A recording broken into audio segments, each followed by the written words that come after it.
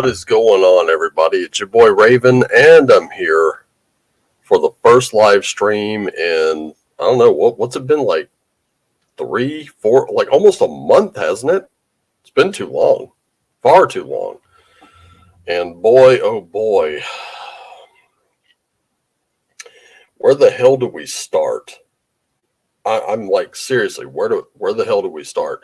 Because I know for a fact that we had some items of interest the last time we were here, and I don't, wasn't in this. Save that. I know I had them down, but I just don't remember. I'm looking for it all right now. Here it is. Okay, so this is where. Wow. Yeah, there was a lot going on. And you know what? I think I'm going to start talking about it because I've got like a whole bunch of links here. I took down links. I don't remember what they were for. So let me just open a few and see what we got. This one, for example, I don't know what this is. I'm going to go to it, and apparently it's a Twitter. Oh yeah, there was the 109-year-old Thai Buddhist monk who was basically a living skeleton. That was super terrifying. I don't know who in the hell. Hey, Green Dragon, what's going on? Good to see you. And you're the first one in the room, first one in our first live stream in over a month. Jeez. Yeah, but there was the 109-year-old Thai Buddhist monk. That was just terrifying. If you want to know what a lich is, people, look in the mirror. Because and I've got a book over on my altar shelf right now by Winifred Hodge Rose. If you look at the description in any of my videos, there's a book there called Heathen Soul Lore Foundations, and they talk about the lich. The lich is the body itself. But if you want to know what an undead lich looks like, crack open any monster manual from any game. I don't care if it's D&D, Iron Falcon, Basic Fantasy, it doesn't matter. If it's got a monster book, crack it open, look up the word lich, it's Lich, you'll find it. This dude looked like one, but he's since passed away. So let's see what we got here. Let's see, yep. Hey, Miguel and Sylvia from the Red Room, thank you so much. Good to be back. Good to be back. I still have the tarot spread from the one of 3 readings I have to do today. I've got a week packed out. It's crazy. I've got 2 more readings to do today. I've got grocery shopping on Wednesday. Got rune casting Wednesday on the same day.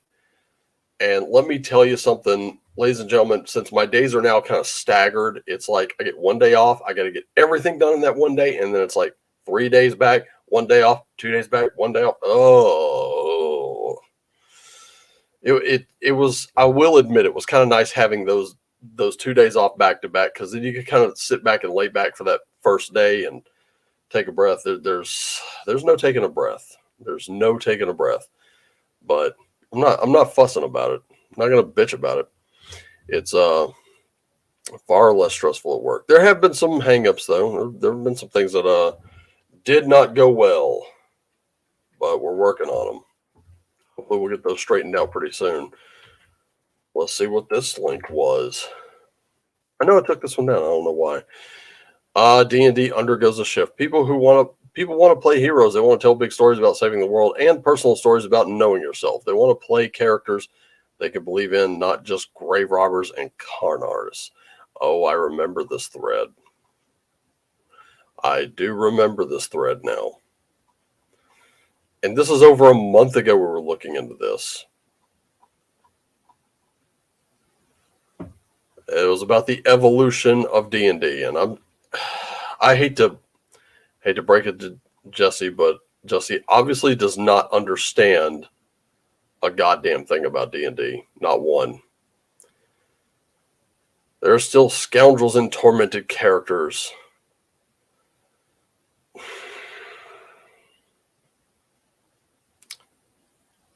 You know what, Jesse? After reading this, I'm determining it was probably headed in the direction of you're a Nazi if you don't. Seen it. Movie sucked. Ending sucked worse. Don't care. Okay. Let's see what this one was.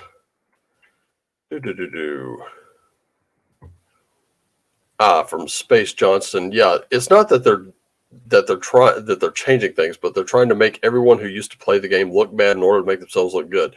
As if D&D is a precious thing they stole from the Ku Klux Clowns. Yeah, it's true. Another thing that irks me about this is that D&D is a game about change. Characters may start out weak morally as well as physically, but you're not expected to stay that way. They're supposed to grow and become something better and more amazing. True. But if you start out as perfect, then the only way to go is down. But new D&D is not going to let that happen because that would be wrong. It will crud up your character with feats and treasures until you are crushed under the weight of it all and go play something else. That's true. Mackenzie Diarmas. Fuck, I DM for the first time tomorrow. A lot of problems with WoTC. Victor Gordon. Besides, I do want to play grave robbers and con artists. Yes. Sometimes that's true. And guess what? Wretched Bastards. Wretched Bastards is your game. Especially if that's all you want. Wretched Bastards is your game. You can tell WoTC go fuck off and play that one instead. Castles and Crusades, Iron Falcon, White Box, Swords and Wizardry, Basic Fantasy. I mean, Osric. How many clones do you need? They got them. They're out there. WoTC does not own this fucking thing anymore. Let's just put it that way. You know what they own? Multiple hair colors. That's it. And I just found out my Dragonlance is coming, and normally I'd be a lot more excited. I was actually a little more excited when I bought it. But after the way WoTC acted, and here's the thing, Yodano did express that there was some disappointment. It's not a total loss, thank goodness. He said overall it was good. It's just kind of Dragonlance in name only. And the fact of the matter is, the disappointments that were in this game, the stuff that Yodano listed, I could actually live with it.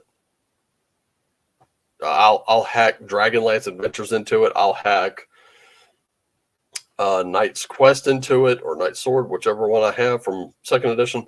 I'll hack that into it. Fine by me. But it's not like it was a colossus of a disappointment. Everything that was there, I could live with. And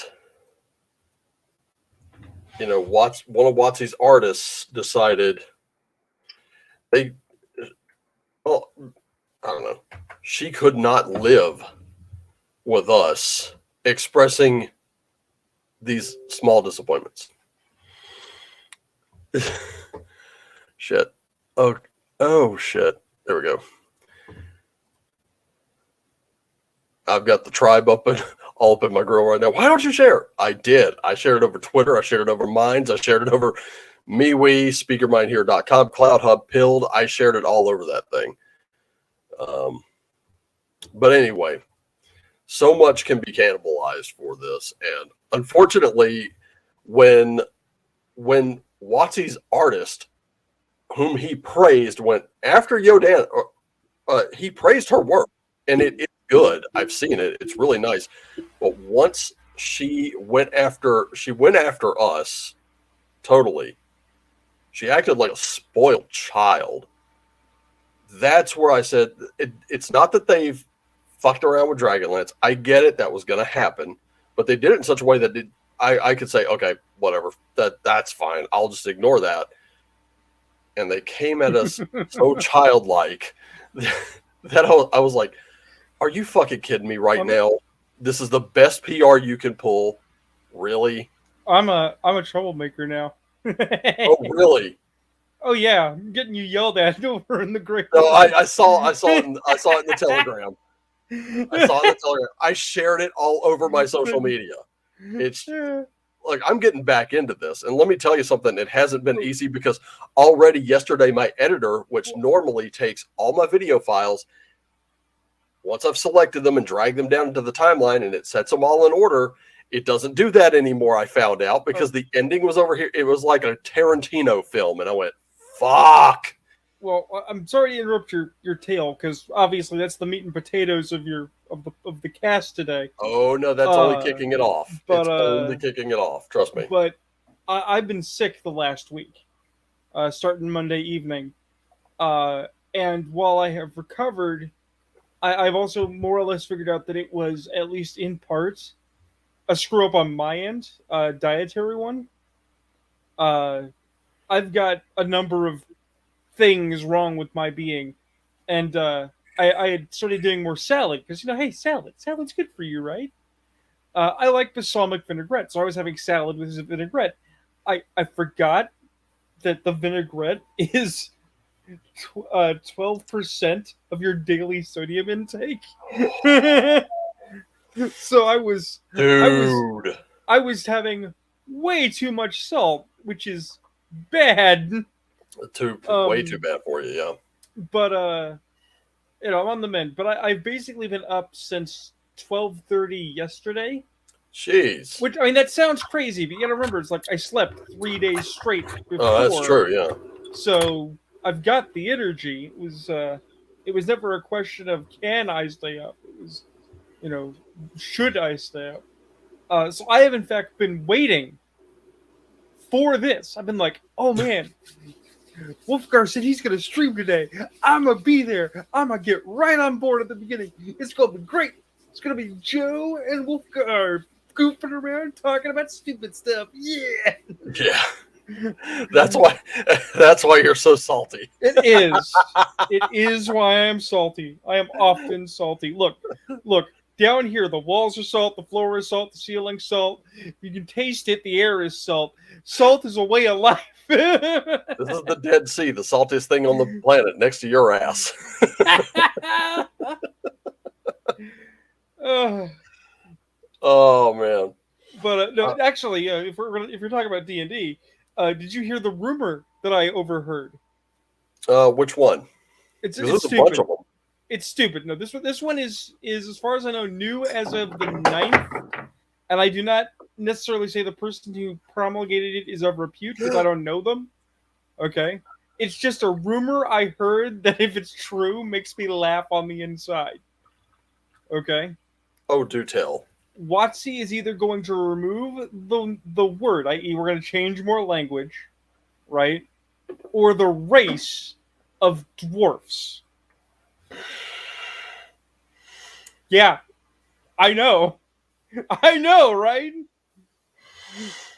I I see your expression in the rage that comes to you, but here's the thing. Here's the thing, right? I'm gonna turn on my cam. Behold my visage. Behold my glorious beard. There are so many dwarf fans out there. If they did this thing, if they did the extremist of this thing, the outrage would be so vast. That would be the suicide bell. That would do it. That would destroy the brand right there. You wanna make blue orcs that love everybody? Fine. You wanna make more elves? Fine. But if you try to take away dwarves, man, whew. I'm like the I'm at that point right now where I'm sure everyone in this room at one point or another has heard the name Jim Cornette. And I'm almost certain that those who have heard the name Jim Cornette know exactly who I'm talking about and know exactly what he says. Anytime he's asked about the state of like modern pro wrestling, he always starts it out with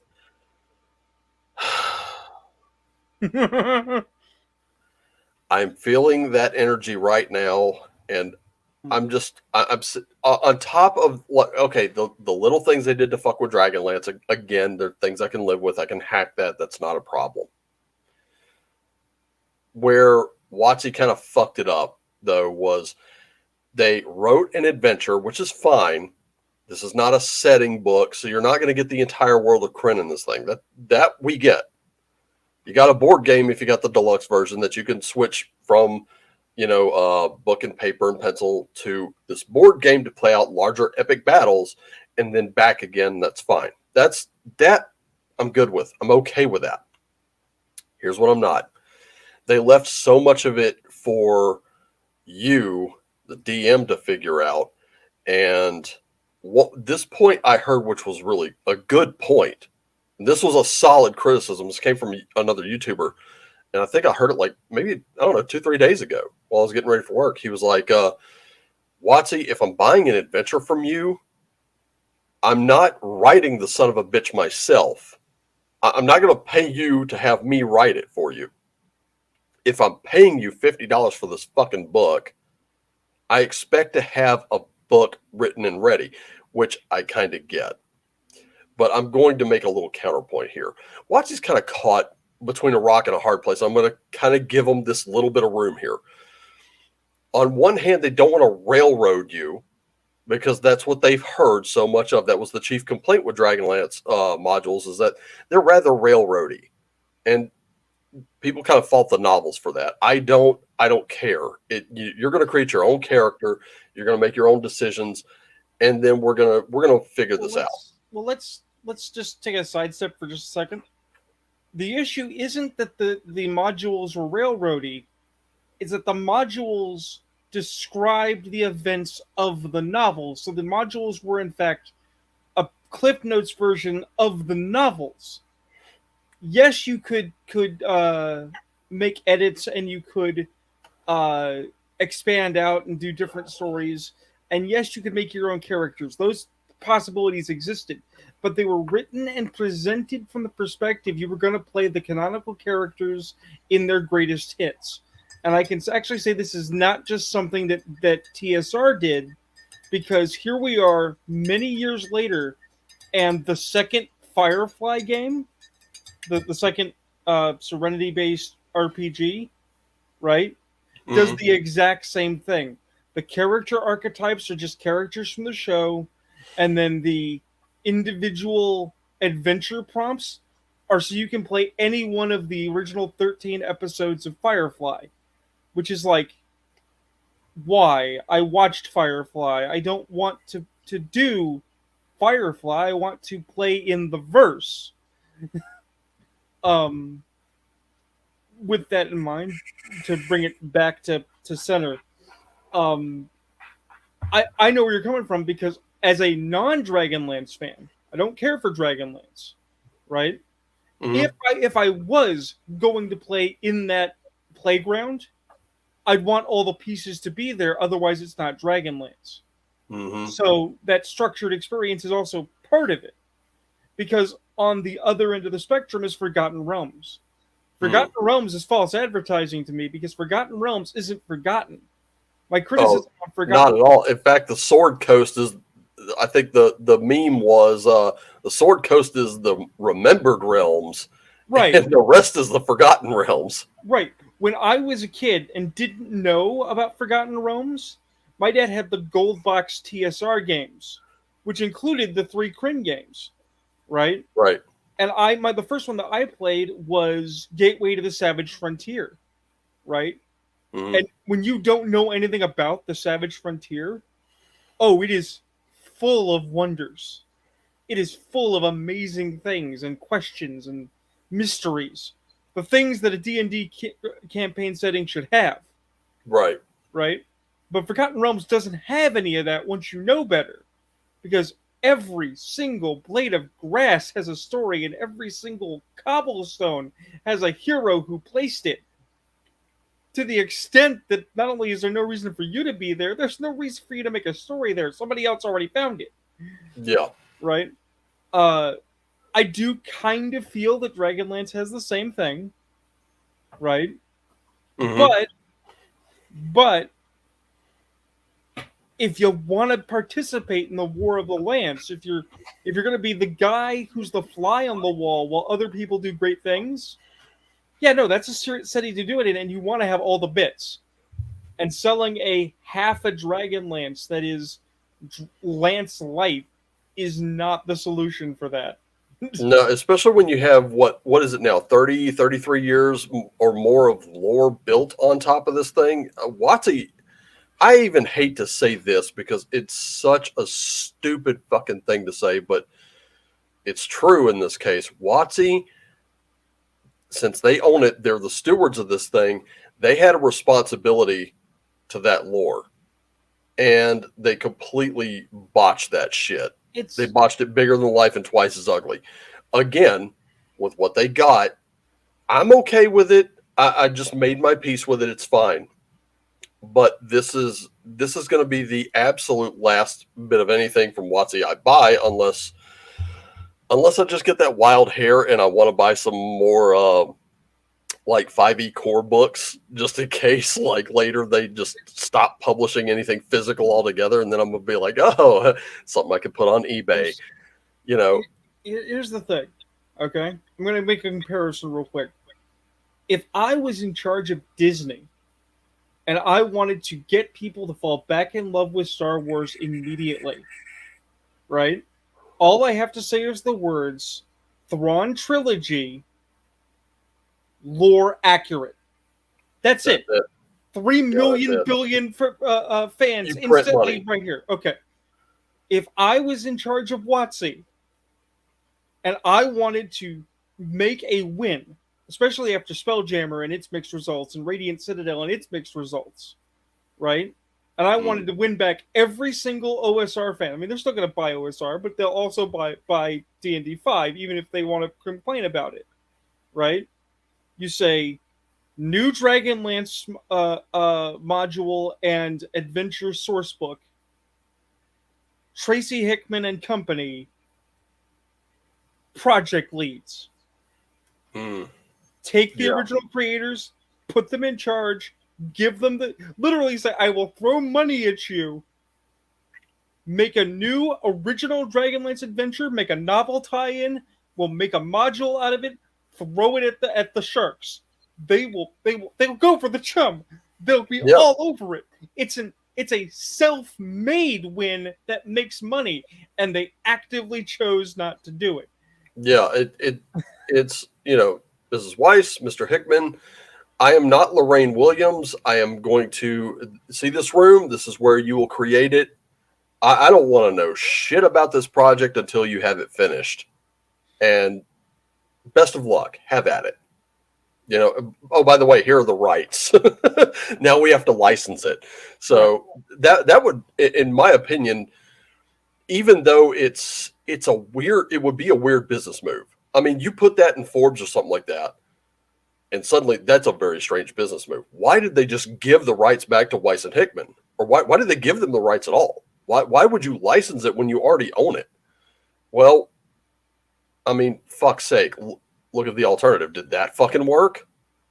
Maybe. I don't know. I haven't seen the final sales figures on this. I don't think it's going to. Well, then you have weird situations like I who hate Kender ended up having to defend WotC changing the lore for Kender, and not because I care or like it. Okay, so what was the big change? The big change was WotC making sure there was text explaining that Kender are not kleptomaniacs who steal everything that isn't nailed down. Right? Which they've established time and again. Right. And look, I And am literally 2.5 novels into well, 200, well here's and I can already tell you that has been established how Kinder actually right. act. But that's the thing is that OSR guys I respect, guys I get along with, guys I talk to on a regular basis, came out of the woodwork with quotes to point out that yeah, no, Kinder were never like that.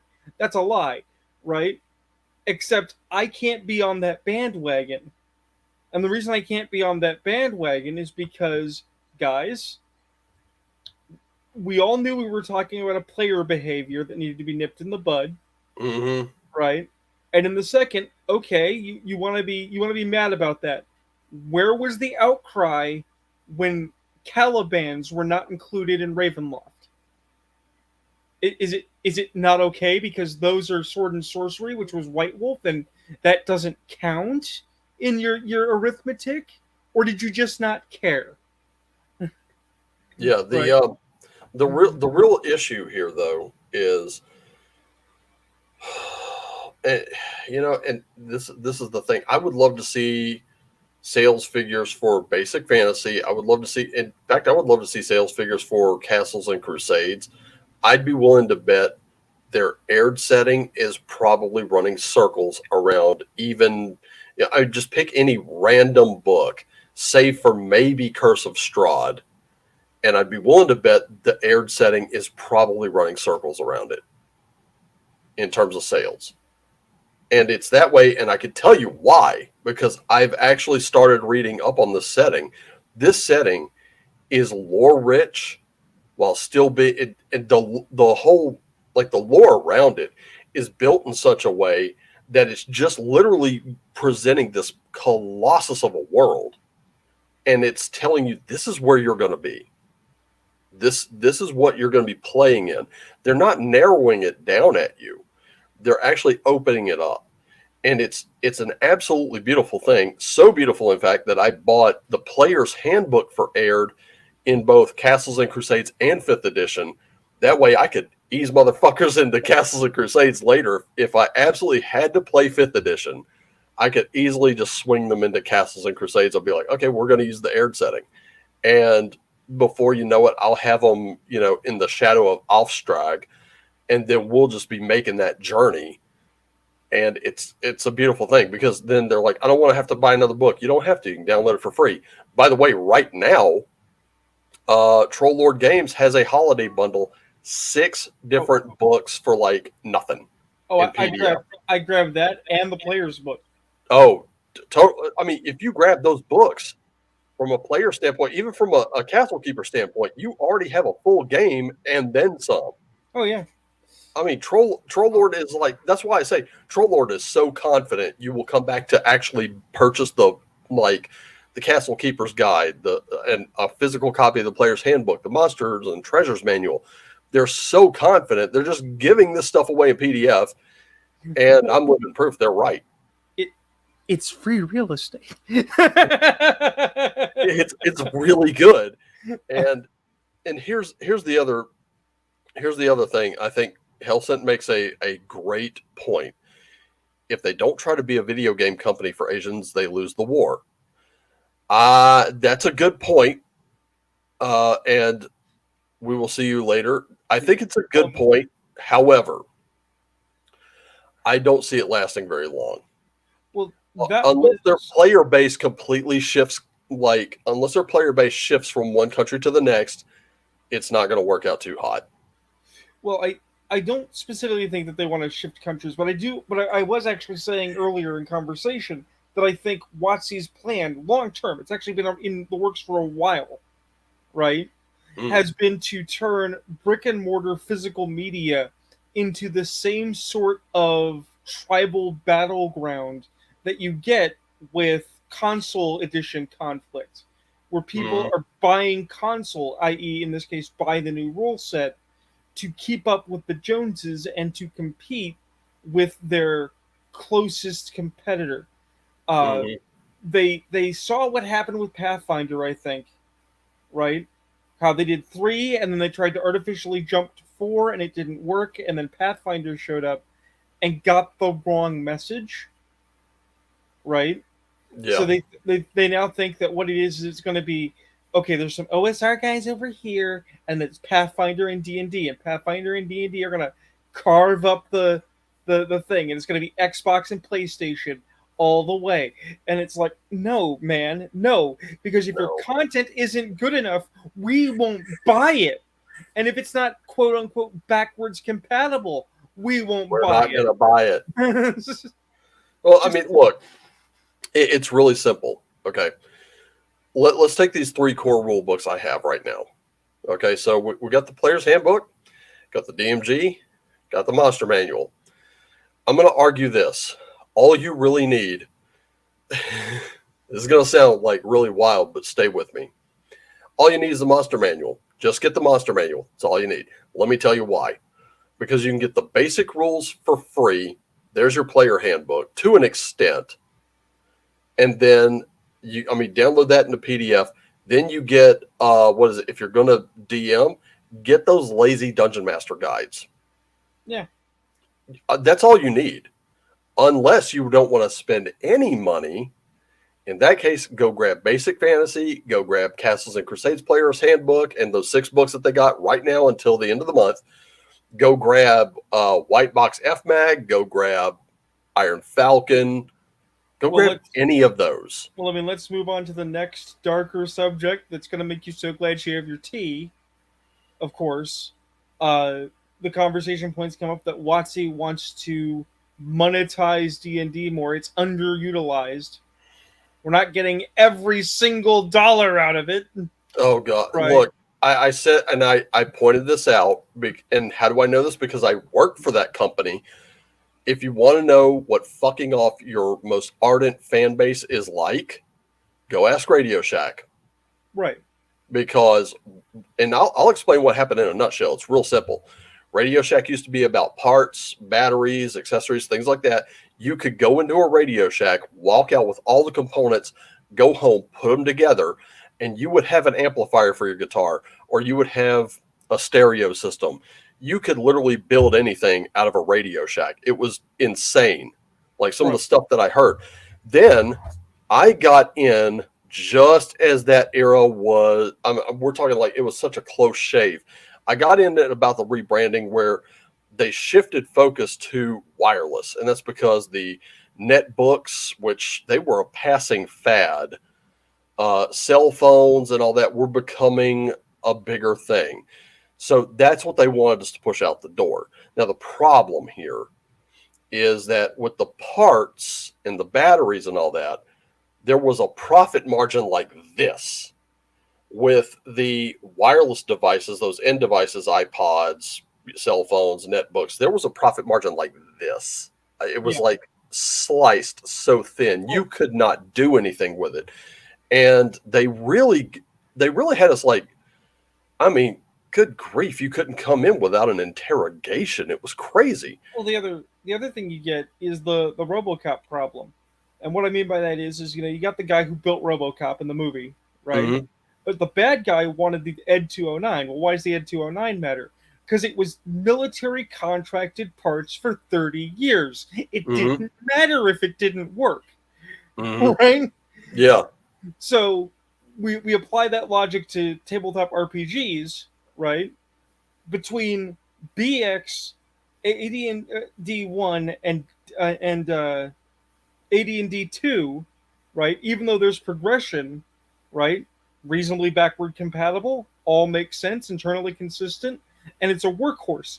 You could do almost anything with it based on how much labor you wanted to put in, right? Yeah. With a potential for infinite expansion, as seen by all the modules and adventure settings and tools and splat, right? You compare that lifespan from 1960, 1970, right, to 1990, right? And then you look at the lifespan of D&D 3, which was what, barely 15 years? Seriously. Like, they produced for a while, but once people had their core books and they had their couple of modules that they wanted, they were done, right? And then you look at D&D 5's lifespan, and admittedly, 20 years is pretty sweet. That's pretty solid of them, right? But it's not going to live longer than that. No. Right? It is not going to survive the transition to 1 D&D, whatever form 1 D&D is, whether it's a 5.5 or a 6.0, or it's an entirely different creature. It's done. They're killing it. They're killing it right now. Yeah. Well, and half the problem, I've told people this, and I will stand by it until I'm proven otherwise. And all you have to do is look at Wizards of the Coast's history. with Magic Online, I have actually met people. That I had a boss who was one of them, and he said, "I just play Magic Online. I'm not going to buy paper cards anymore."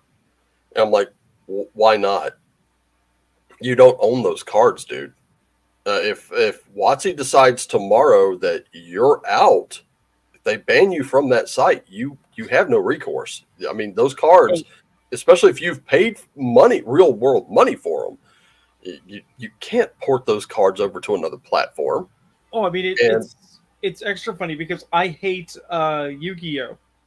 Right? I absolutely despise it, but they do in fact have one edge over MTG that cannot be overstated. Every card has a serial number on it. And if you take that serial number to their version of Magic Online and you put it in, you get a copy of that card. right, yeah, A digital copy of that card. and that was one of the things about Goodman Games, DCC and MCC that I loved was if you buy that book, like I bought a couple of the little $10 adventure modules at my FLGS before it moved, and inside every one of my books is a drive-through RPG code. You enter that code, you get a free PDF of the book. There are plenty of other companies that like if you buy Zozer Games Hostile Solo and you email the author with your receipt from Lulu, he doesn't just like he says they'll give you a free copy, PDF copy of the book, which is true, but it's not just that. He'll also give you links to all the other freebies, so it's like readily accessible. All you got to do is spend $30 and you get all this free stuff. It's really amazing, and that's why I like pray. I mean, that was like my first point of praise there. Some companies want to sell they'll sell the PDF in a bundle for like $10 extra. That's cool. That's fine. Some don't, and I get that, but here's where my point of contention is. And I recall this, I think in one of Questing Beast's videos where I pointed some things out, and I pointed out the DCC MCC thing, and someone pointed this out, and they were like, "Oh, well, now WoTC's going to include ebooks, so that part's been satisfied." No, motherfucker, it hasn't, because they're tying it right to D&D Beyond. You absolutely cannot take that PDF, put it on a tablet or your phone, and run it to your friend's house and run a game from that. You can't do that. And that brings up again a thing that I mentioned last time we talked about this a couple of months ago. I have a friend. She plays D&D 5. She's a high schooler, right? Yeah. She uses D&D Beyond. She knows that I'm an experienced player. So she's like, "Hey, Joe, can you look at my character?" And I'm like, "Why did you make these choices?" And she's like, "Well, they're the ones I had available to me." "What do you mean? I've got the book. You have more choices than this." "Well, that's the ones that the D&D Beyond lets me do." It's like, right, because you're a free user. You're not paying for it, so you don't get the full suite of character options and character axes. That is built obsolescence hurting your play experience. Don't use D&D Beyond. Don't use builders. Don't follow their guidelines. Make your own character. Use a PDF. Use a Word document. Use a notepad. And I'm serious about that. Yeah. I'm the kind of crazy, right, that because I really, really hated the Excel sheet that the White Wolf Band Club used, right, because it was truncated material and lots of stuff was incorrectly listed and calculated, but they relied on like two people to make all their Excel sheets because those are the people with the skills who'd put in the time, right? I literally built several World of Darkness character sheets in Notepad and filled them out and was complimented on them because they're better organized than the Excel sheet. Because Right. I don't want to be screwed with about what my characters got on paper. Well, and here's the other thing. It's once you do not own those, it's not. Let's take out the question of ownership altogether. Okay. So, Joe, you, I, and the others who are watching here, most of us will play online to a point. I know I've got a Horde Wars test game tonight. So I'm going to be in that. But I have a physical character sheet for that. I've got physical dice right here on my desk. I'll pop out my dice tray. I'll roll dice. I love doing that. Here's the thing. If we were to do that same play test here in my living room right now, and all the power goes out, the most interruption that I'm going to have is I got to grab some battery powered lights. I've got a neck light over there hanging up that I'll just kind of throw it around my neck. I'll give it a couple clicks. There we go. I can look down and see. I've got a few headlamps. I can light some candles. The point being, we're still going to be able to play. Now, power goes out. Internet goes down. How long do you, the D&D Beyond player, have to wait before you get back into your game? Well, see, here's the thing. This is where that ineffable element comes in. Because if they are a serious player, if they are a serious practitioner, right, then maybe we're lucky. They were smart enough that one of their aids to learning was to start writing it down. Meaning that they've got their own physical copy, or they printed it off at school, or they've got a backdoor peachy version ready to go. And I can say that because I have somewhere around here a white binder that contains all of my house rules, hacks, and free DLC downloads for D&D 5, right? And something that you can find online, the Great D&D Equipment Netbook, which consolidates equipment lists from all the D&D's editions into one massive tome. So if I want to know how much furs cost in silver because D&D 5 doesn't say, I now have a metatome to go look it up. Right? This hypothetical super player has that stuff handled. Unfortunately, you and I know the vast majority of these players being younger than ourselves, right? Probably either in their early 20s or high school age, rely on that digital access. And when it goes down, they're like, oh God, Mom, what do I do with my life? I don't have access to the internet. Yeah. Now, I can't be too harsh because I remember back in the day, if the electricity went down and I was in the middle of playing Sonic the Hedgehog, I'd lose my shit. Right? Right. But oh wait, my parents were the kind of parents it's like, well, find something to do. But what? Find something to do before I find you something to do. Yeah. Okay, I think I'll find something to do. Because if they had to find you something to do, it was not going to be pretty. Housework. It was not going to be fun at all. Yeah, no. That's why when I was living with housemates, they didn't understand why I was so cool with the semi-annual power outages, because we'd lose power about twice a year, right? Once in fall, once in summer, and they would lose their shit because stoners cut off from their computer can only smoke more weed, right? Yeah. What would I do? I'd tool around until it got dark, and then I'd get some sleep. And it's like, wait, you're just gonna sleep it off? It's like they're gonna fix it whenever. Like what else are you gonna do? The lights pop on at 10 o'clock at night and wake me up. I know they're fixed now, don't I? And here's the thing. Like, okay, just from this was my recent. These were some books I picked up on Troll Lord during their $10 book sale, and got a couple 5th edition books here. I got Player's Guide to Air, naturally. Lost City of Gaxmore, which looked awesome. And the absolute best part of that, I found this map in the book. And I was like, yo, bonus stuff. But here's the thing. I got this too. This was supposed to be, I printed the Monsters and Treasures guide from Castles and Crusades, which I already have. Mm-hmm. And I already had the PDF, but they sent it to me anyway because it comes with this. I bought this for my DM binder. Like, I have no intention of using it as a second Monsters and Treasures book. This is going to be my DM binder. Yeah. That way I can keep stuff in there and keep notes and everything else. But I wanted to say this. One of the things that I loved, and it's this right here, Victorious, which I don't know if you can see that.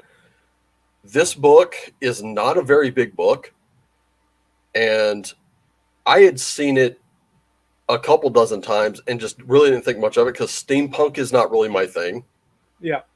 But I kind of read the synopsis and it was part of the $10 sale. And I went, okay, if I don't like it, I'm out $10. When I got this thing, that was the first book I cracked open. And I was looking into it and I was like, oh my goodness. And someone else had posted that you could have Dracula, Wyatt Earp, and Sherlock Holmes all in the same setting, and that would work. And I'm like, my first thought was, you're looking for League of Extraordinary Gentlemen, almost. You're kind of writing your own version of that. And then I realized I just picked this up, and I linked them, and I was like, yeah, you can. Book's already written. There you go. Have at it. $10. And getting this, when I opened it up and started flipping through the pages, started reading some of it, I realized not only was I right, there was a whole lot more to it than even I bargained for.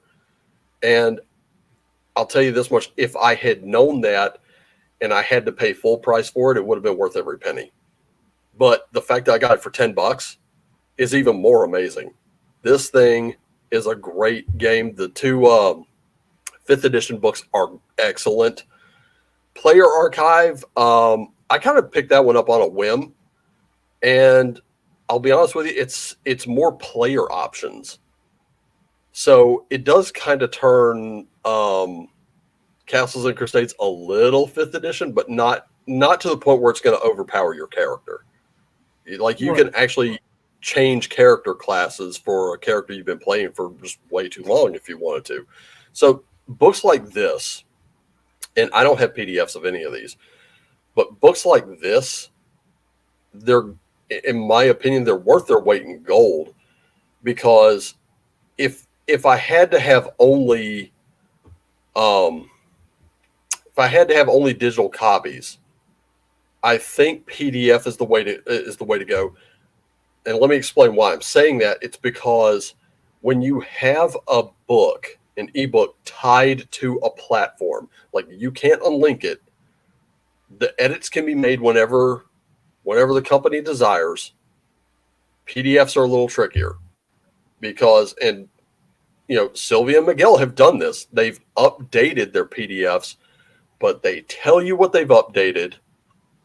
And sometimes if you already have like a version of it and it's been released through, like, let's say Wretched Bastards through Drive Through RPG, updated version comes through, they tell you what the updates are, and then you can still download it and still keep the original. See you, Green Dragon. All right. Green Dragon, take care, man. Let's see. I did get all those free CNC books. Yeah. Oh, you got them yesterday? I didn't know about them till today.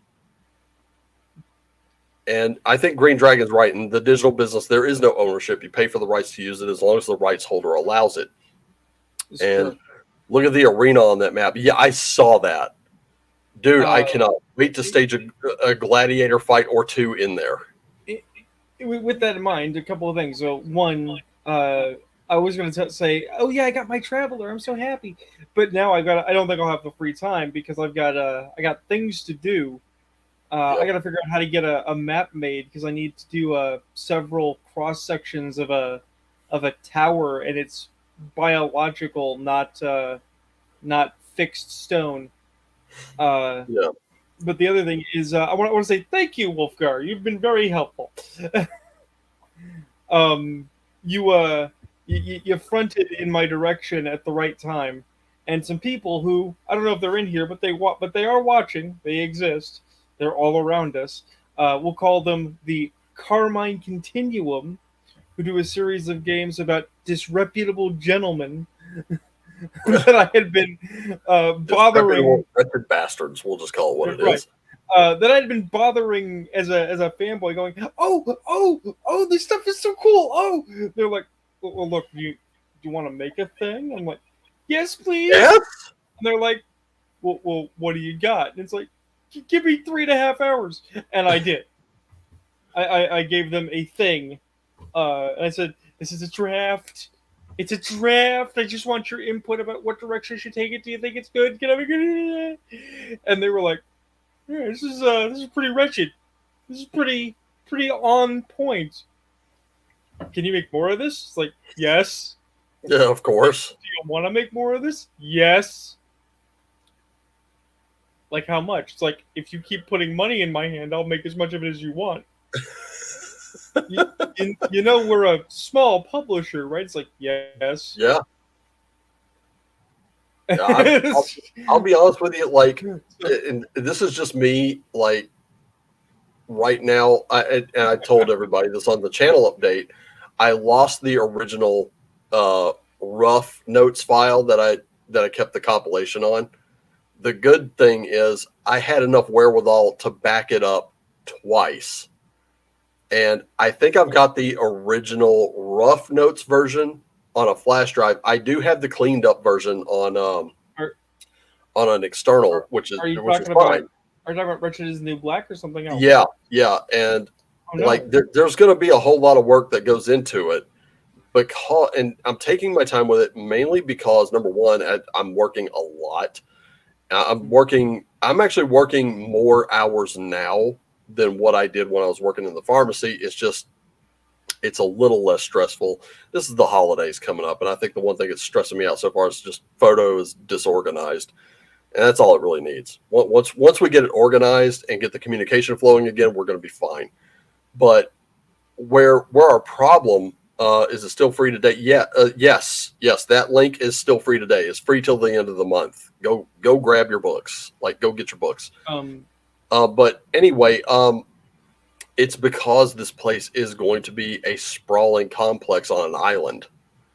And on top of that, I'm trying to situate it where not only is it compatible with the Vice game that just came out, which I absolutely adored. I love that fucking setting. It's amazing. Hey, Wolfer, I gotta ask. Could you do The Prisoner with Wretched is the New Black? You're on an island. The 1960s TV show. Yeah. Well, I mean, they did Agents of Rich, which I kind of thought was the man from Uncle. That's what it seemed like. Though, if Miguel and Sylvia could confirm for me, that would be great. I don't know if that's where they took inspiration from it. I haven't gotten my hands on a copy of it yet. But Agents of Wretch is like the spy game. Right. I figure, a TV show like that, I don't know how well it fits into the exploitation angle. But if they did The Man from Uncle, they'll say Joe is British, so it might be. Wait, I'm British? What? You're Washingtonian, dude. Yeah, I'm American. You're American. Maybe he means a different Joe. Yeah. No, he's talking about Joe Coombs. Joe Coombs is okay. I've had some interaction with him here on YouTube. He's actually pretty cool. Yeah, see, he just confirmed. So he said Joe Coombs is British, so it might be. And I know the Man from Uncle was an American. I don't know. Was that a British TV show? I don't know. Hey, we could tweak noses. Somebody could make a game called The Wretched Avengers, and people will assume that it's Wretched Avengers like Marvel, but it's not. It's the Avengers like McNee. And, and Emma Peel. Yeah. Yeah. I'm not sure how well that would go over because, again, Avengers, that TV show and the movie that starred Thurman, was it Ray Fiennes and Uma Thurman? I think it was. Yep. That name is trademarked. So you would have to call it something else. Sad. Fun idea. Sad. Yeah, fun idea, but you could put it. I mean, look, if you got hot women in black latex cat suits, I'm there. Well, I'm there. I I got irons in the fire, but as I was tooling around this morning though, somebody was talking about swing music, right? Mm. And because they found another guy in Gilded who likes swing, and they were like, "Brother, I am not alone anymore." It's like, who who doesn't like swing? Everybody likes swing, right? Mm. And it occurred to me, you know, Sylvia and Red Miguel. Room Yeah. Miguel being Europeans, and that's fine. Uh, they can hit broad genre, but not necessarily the American verisimilitude, right? Something that got kind of skipped over between Wretched West and the Epoch, and then like the Twin Peaks and so on. There isn't a Wretched like Roaring Twenties game. I mean, there's kind of a Lovecraftian one, but there's not really Um. a gangsters one, is there? Uh. You know what? That would. I think it's because I don't know if that really serves. Well, here's the thing I've noticed. So with Wretched Bastards, which is fantasy, Yeah. Wretched Country, which is western, Yep. Exploitation, which is exploitation films. Oh, Um, they plan to get there. They've got they've got a roadmap. we plan to get there. See, and they're doing Wretched Darkness right now, which I was not expecting until once they Oh, announced it. I was like, whoa, what? Hold up, what? And there will be one day. You know what I would like to see? Probably Wretched Noir. There you go. That's what I'm talking about. Wretched Noir. Dude, I'm telling you right now, you send a copy of that shit to Razor Fist when you're done. I oh imagine yeah. that dude is either going to love it or he's going to rip it to fucking shreds. We'll see, because I was thinking about it, and the thing that occurred to me was like either you'd have to expand out charisma in ways that people don't otherwise think about it, right? Or you'd have to actually like add a stat for being cool, right? Because like a style stat. Well, the I think the comeliness stat would work. In fact, I'm making it a staple of Wretched is the New Black because that's going to work hand in hand with charisma. I just don't know how yet. I mean, let's Right. face it. If you've got one of these like one of these female inmates who is like drop dead hot, and she's trying to run a con game on an officer, her feminine wiles are going to just blind him to the fact that hey, there are certain things that should stand out that they're not. Because that, believe it or not, I've seen that kind of thing happen before, and it was literally male inmates doing this to other officers I had trained, and I'm like, how did you not see that? How did Well, how are you not catching on to this? what I've been kicking around is I strain to call it a system, a permutation, let's call it, whereby you basically have charged abilities, right? Yeah. But the charges don't come from an external source like an MP or something. They come from your actual attribute bonus, right? And you don't lose bonus as you use the charges, but you lose. You have a limited number of charges, say per day, or Right. per energy source that recharges them. So, as a for instance, in this hypothetical scenario, uh, your your female prisoner has a comeliness stat. The comeliness stat has a static bonus that's used for skills and other resolutions, right? Hmm. And she can use uh feminine wiles, a you know charged ability, or basically out of, if you've got like say a 12, so you've got a, what would it be, like a +1 +2 comeliness, Yeah, right? we'll say that. Right. Right. That would give you 2 shots per day of manipulating guards or influencing people's behavior, right?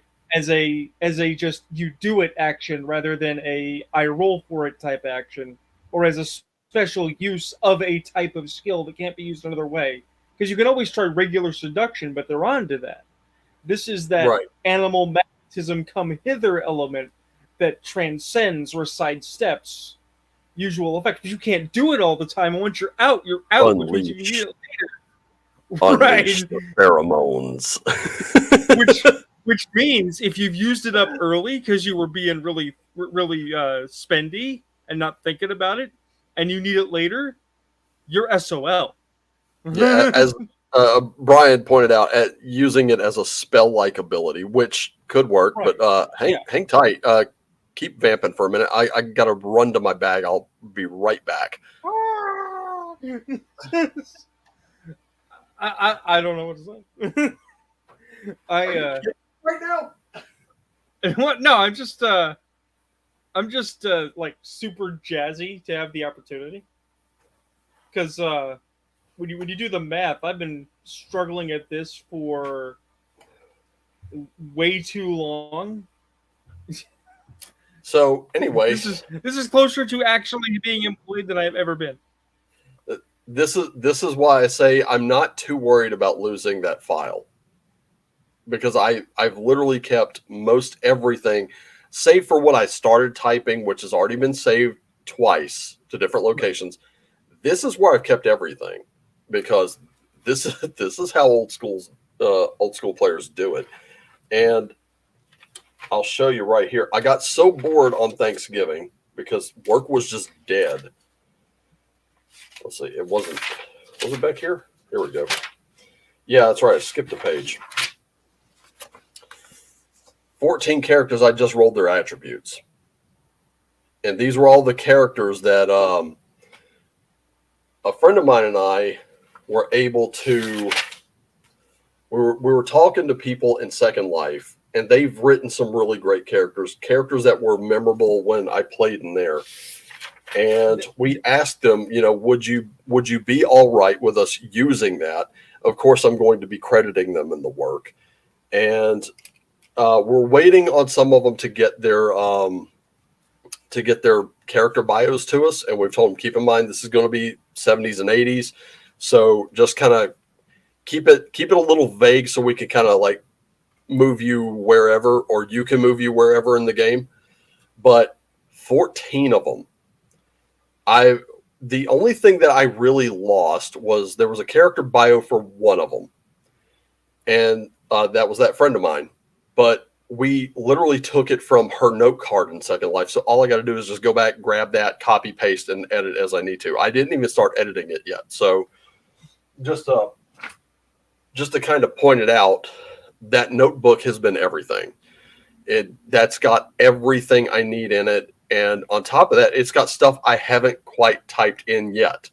So rather than like I was going to set it in a small town in California, I've moved it to an island 2 miles off the coast of Hammondsville. So it's going to be more like Rikers Island and Alcatraz. It's going to be more like that. It does have one confirmed escape, but no one ever found the escapees. Never found them. So it's kind of assumed that they drowned. So we kind of went with that. I literally just stole it from Escape from Alcatraz. Just stole it from that, and I'm going to roll with it. I don't care. Okay, it's good. But I am coming up with an evasion table for it. Okay, secret answer. They were actually like 7 things. Secret answer. They were actually tunneling into the basement, found a tunnel that they didn't dig, and were stolen by horrible creatures living under the earth, never to be seen again.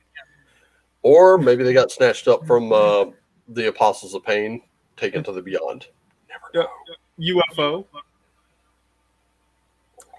Anyway, that was going to be an angle if I kept it at the base of Mount Shasta. That was actually going to be a thing. But now it's your turn to keep talking while I be right back. I'm gonna grab a thing. All right, Alcatraz has a great tour. Went there with my family. Flew out for a visit. Ooh. I think one of my favorite Alcatraz moments was in that movie, The Rock, where they're all taking the tour. Of course, you got Ed Harris. Hey, you kids are liking the tour. Hey, I need you to go tell your teacher you need to get back on the boat immediately. Okay, can you do that for me? And then suddenly, everybody's locked in. Here's that one guy. What kind of fucked up tour is this? Let's see. They said that the Alcatraz prisoners could hear voices of people in San Francisco laughing and partying during New Year's Eve. That, yeah, because it's bounced off the water. That I do not doubt. Do not doubt it one bit. I mean, can you imagine that? Can you imagine like living in the, and those cells had to be super cramped, I imagine. Like just from, I don't know if they actually filmed Escape from Alcatraz in the actual prison itself, but it certainly looked that way. And if they didn't film it in there, they got some really damn good set pieces. And like I'm thinking so far, some of the concepts that I have for it are that it was built as initially as a military fort, then it was to house POWs, and then it was kind of revised to be an actual prison, and then became an all-female prison at some point. And that's I don't know how I'm going to get there just yet. Still working on it. And yeah, I farted. Do you think I smell like this all the time?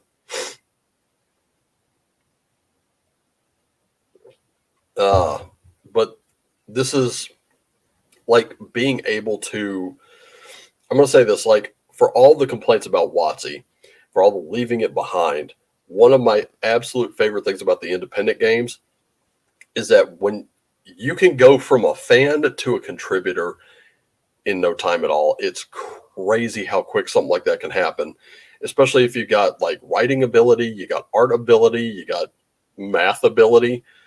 And I'm still trying to come up with a decent, I'm thinking D20 evasion table might turn into a D10 if I can't get enough ideas. But the evasion table is going to be what happens after a successful escape. So you have to escape the place first, get to land second, then you're on the run from the cops, because let me tell you, after swimming 2 miles, they're going to know you're gone. You're going to miss a count somewhere. And if you've done it successfully to where it's not noticed until the next morning, well, you got a head start. You better keep it, because who knows what's going to happen. And that's the other thing. Like once your character's escaped and you're out into the free world, then what? Then what do you do? It could turn into a horror story pretty quickly. It could turn into a redemption arc. Could turn into anything. And that's what I love the most about it. And of course, I want to leave, and I want to give you a nice good chunk of stuff to work with, and I want the replay factor to be, like you're not going to just one shot this thing and, oh, I don't even need the book anymore. I want you to be able to go back to it time and time again. I want it to have real value there. And that's why I'm taking my time with it. And of course, plenty of people are asking me, the people around me who know about this are asking me all kinds of questions. And thank fuck they are, because they give me a whole lot of stuff to think about when I'm hitting walls. So it really has been keeping me going, and it's been keeping this little pen going, and I'm so happy for it. But I'm definitely not keen on writing down every character's bio there. It's some of these bios are pretty long, and I know because I've seen some of them, just a few.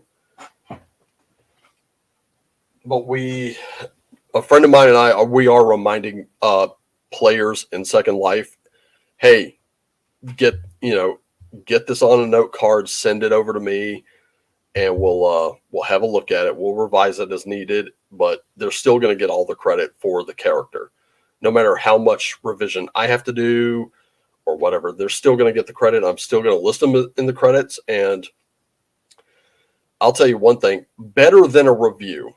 Once this book drops, I still don't know if I really want to drop it onto Drive Through RPG, or if I want to make it a Big Geek Emporium and Lulu exclusive. I'm kind of leaning toward the latter, but that's because I don't like Drive Through much. But at the same time, like the only thing that I really want out of this book in terms of sales. I don't want to become rich off of it. I just want to fund my role playing game habit. So that's all I really want. I just want to be able to buy more books off of this. That way it's like, you buy my book, I make money, I use that money for other books, and we're all happy. And there is one other thing. I don't want, like, if you want to leave a review, great. If you don't, the thing I would rather have you do, email me or blog your game. I would rather have that. I'm more interested in the stories that you and your table create out of this book. That's really what I'm after. I would really love to see that. Okay, I am back, and I now have caffeine, or I am the caffeinated one, as opposed to your tea. Hey, I am caffeinated. God damn it! This is English breakfast. This is no joke. Oh sure. Well, if I was having tea, I'd be having morning thunder, which is mate. That stuff will wake you up. Well, Zach Wilde has his own coffee, right? I did not. Yeah, it's by Death Wish Coffee. It's called Valhalla Java Odin Force Blend. I shit you not. And I was like, I'm scared to death of that coffee. There is no way I'm drinking that because I know me. I'll turn into a hyper wolf. I'll be all over the damn place for about 3 hours. The cops will be called. I'll be hurling cars at them with one arm, and they'll be like, we shot him 43 times. We've tased him twice. We've hit him with beanbag rounds. We've hit him with OC gas. I think we even battering rammed him, and he just threw everything back at us. It's fucking crazy. Well, wait, he just went down. Wait, he's out. Well, my birthday is April 5th. Clearly, you have a plan if you want to also experiment and see what happens when somebody drinks it. But we have Joe live from his bathroom. But no, I've turned on my camera because I'm going to show you something. Yeah. This is not the original. The original I got when I was 15. It was on a little tiny piece of paper that a coffee spill had formed a natural silhouette, right? So Yeah. this is an abstraction expanded, but more or less the shape is the same. I have several copies of this because while I don't know what it is a thing that will one day be a thing, and it is why it's one small example of why, like, moving out of this house bothers me so much, because if I have to give up stuff, I'm not just losing 50 years of gaming history, potentially, and 40 years of family history, but I am losing a massive density in story notes, gaming notes, character sheets. The stuff you can't replace. Things I have argued I'll use one day that will probably never get used, but I don't want to get rid of just in case I need it. Just in case the lightning strikes and it goes, that's how that works. Yeah. I'm going to move this closer to the camera. What the hell? Made by hand, by the way. Hold up. I gotta see that. Shit, I can't seem to enlarge you. Oh, well. Zoom and enhance. Zoom and enhance. Yeah, cliche. Let's see. Can I make you larger? Well, you had it bigger for a second there. There we go. I'll put you solo layout. There you go. Holy fuck. I know, dude, right? That is an entire continent right there. I know. A world of adventure yet to be defined. Oh, wow. Now that, honestly, dude, I gotta say this, like, I don't, in your shoes, I'd have to do it little by little, but I would do it. I'm gonna say this right now: those Mead 5-star like folders, they are worth every penny that they're worth it. I bought 2 of them probably about, I don't know, maybe a couple weeks ago, and that I bought them because I got that Night Shift book, and Jason Bay had included a quick start guide, which I was not expecting, but it was nice. And I was like, oh, cool. Okay. Now I can just kind of pass this around the table for those who don't have the book. And when he mentioned that there were only 500 of them ever produced, and they were for like conventions and shit, I went, I am not handing this thing around at all. As a matter of fact, I'm going to put it in something and keep it there. I bought a 5-star folder just for that book. Right. I bought another one, and that was for like my character sheet for Horde Wars and stuff like that. But I ended up fitting a couple different. I think I even fit the adventure book, a Faustian Dilemma, for Night Shift into that same folder, and I'm going to be possibly printing out some like cover art for the front and back, and that way I could slip it in there, and that way it doesn't just look like a fucking folder.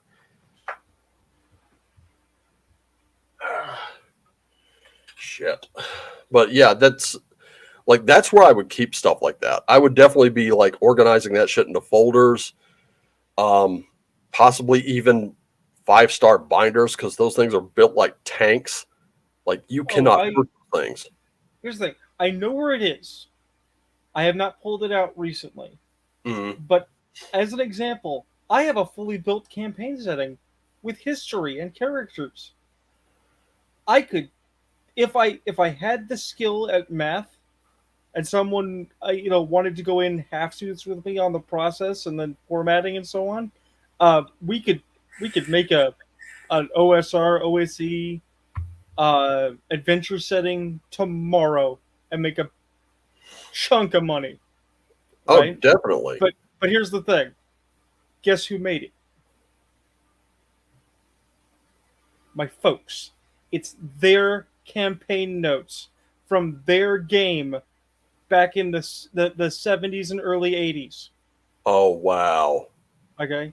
And it all hinges, mind you, because there has to be something. We can't have the Klingon D7 that crashed in the mountains. That won't work, obviously. Right, yeah. Right.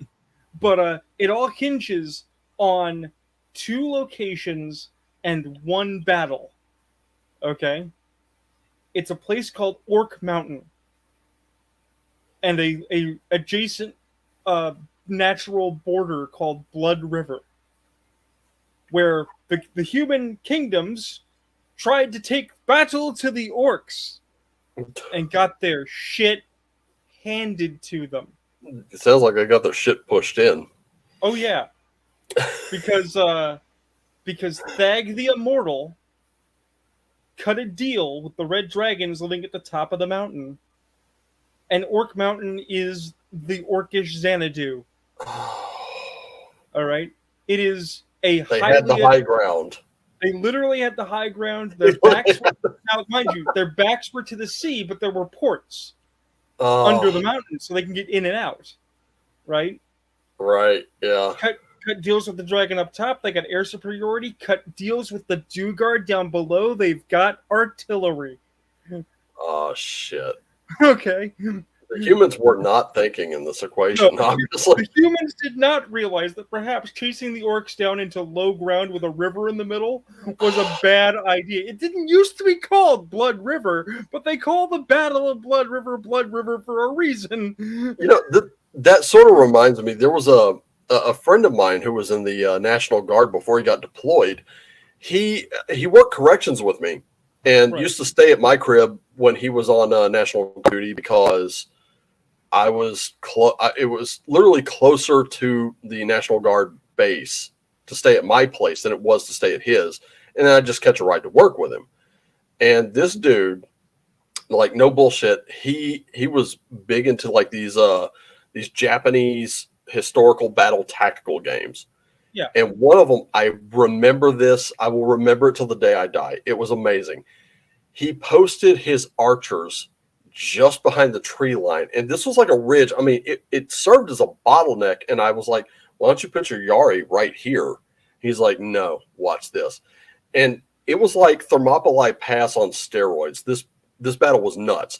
So they came charging in, and he's all the way at the back of this pass. This pass was like, you had 2 hills and this pass in between them.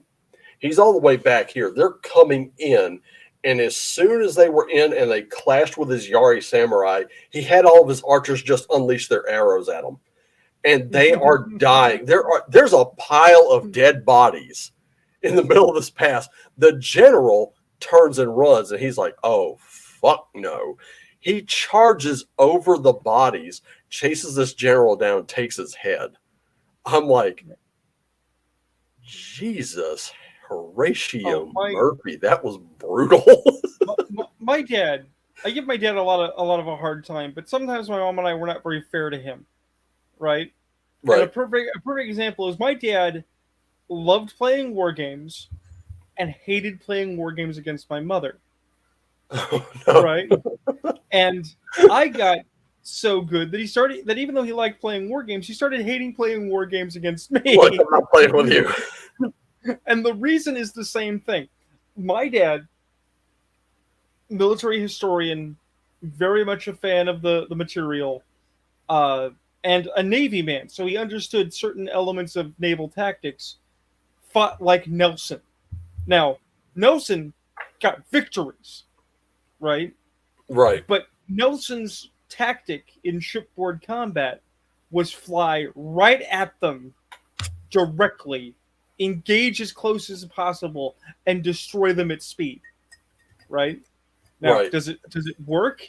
Yes. Is it efficient? No. It is incredibly costly because if you don't win, you lose many ships doing it. Yeah. Okay. So my dad never heard of a little thing that tactical junkies will be familiar with called defeat in detail. Right? Right. My mom and my dad used to play a game called Little Bighorn. Right? Mm-hmm. My dad and my mom used to play a number of different games that were Civil War oriented. Right. My mom would kick his ass with skirmishers because she never engaged. She would never meet him on the open. He'd chase her all around the map and lose and lose and lose and would never engage him. And like I said, I used to do the same thing.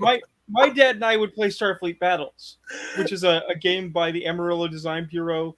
It was made by former Navy guys. It's for original series Star Trek. It's a tabletop war game. If you've never played it, it's great. A little dry, but it's great because once you know what you're doing, it's fun, right? Yeah. You can just imagine my dad's frustration trying to fight me. My ship is flying backwards, right? And instead I'm fighting him with fighter ships, like little tiny fighter pilot type sorties. Because like little skiffs and shit. Because instead of spreading them out and sending them all over the place, I've got them massed. So basically, I've got a second ship in fighters. Because the fighters are faster than my carrier. So my carrier flies backwards, the fighters fly out, shoot him, and fly back into the carrier. Right? And all of this so I can fire a thing called a Hellbore at him. That hits him on all his shields and does even damage spread out across them. So he's just like, ah! But the point is just, no, man. A little bit of battlefield tactics can go a long way if you know something about where to stand, and it is a lot of fun. It is so much fun to know how to engage properly. You know, and to lose doing it is just as much fun. And all the talk that we've done about like how WoTC intends to turn RPGs into a video game, and of course, kind of going back to that Second Life point, I'm actually involved in a bit of a science fiction RPG where we've incorporated certain elements of the RPGs I have in my collection into this sci-fi RPG. I got my smuggler Graves. Like I said, he's a drunk and an alcoholic, and when he's not drunk, or he's a drunk and he's also a drug addict. When he's not doing his drug, he's in constant pain. So he's a dick. I mean, he's a straight up dick. He's disrespectful. He does not give a shit. It's his way or the highway on his ship, and that's how. He was actually having a conversation with a female android aboard the space station, and he's trying like hell to sober up because he's been blasted out of his mind for like the last, I don't know, several days, and he's already missed a rogue AI taking, like, he's so out of his head. He missed a rogue AI taking over the station. He missed all kinds of shit happening, and he's been like roaming around the ship, or roaming around the station naked half the time. So you could tell he's fucked, and he started to realize, hey, something's not right here. So he's trying to sober up, and at one point he's talking to this android. The subject of the planet Chalt came up. Oh no! Because the thing is, his ship, his initial Corvette class cargo ship, which belonged to his aunt, was shot down, and he had to navigate it onto Chalt. It was a very rough landing, and it's destroyed. There was like no repairing it. Right. So he had to create. He found this like massive freighter, and he spent a couple of years on Chalt fixing this thing up. And it's only been able to break orbit one time. He had to do it a second time. And he's telling this android about this. And he's like, I ain't going back to that planet, not for love nor money. He's like, I spent 2 fucking years on that goddamn planet. I'm not going back. And I'm thinking at some point they're probably going to have to go there. I don't know why, but I'm like, that would be super interesting to incorporate those kinds of elements.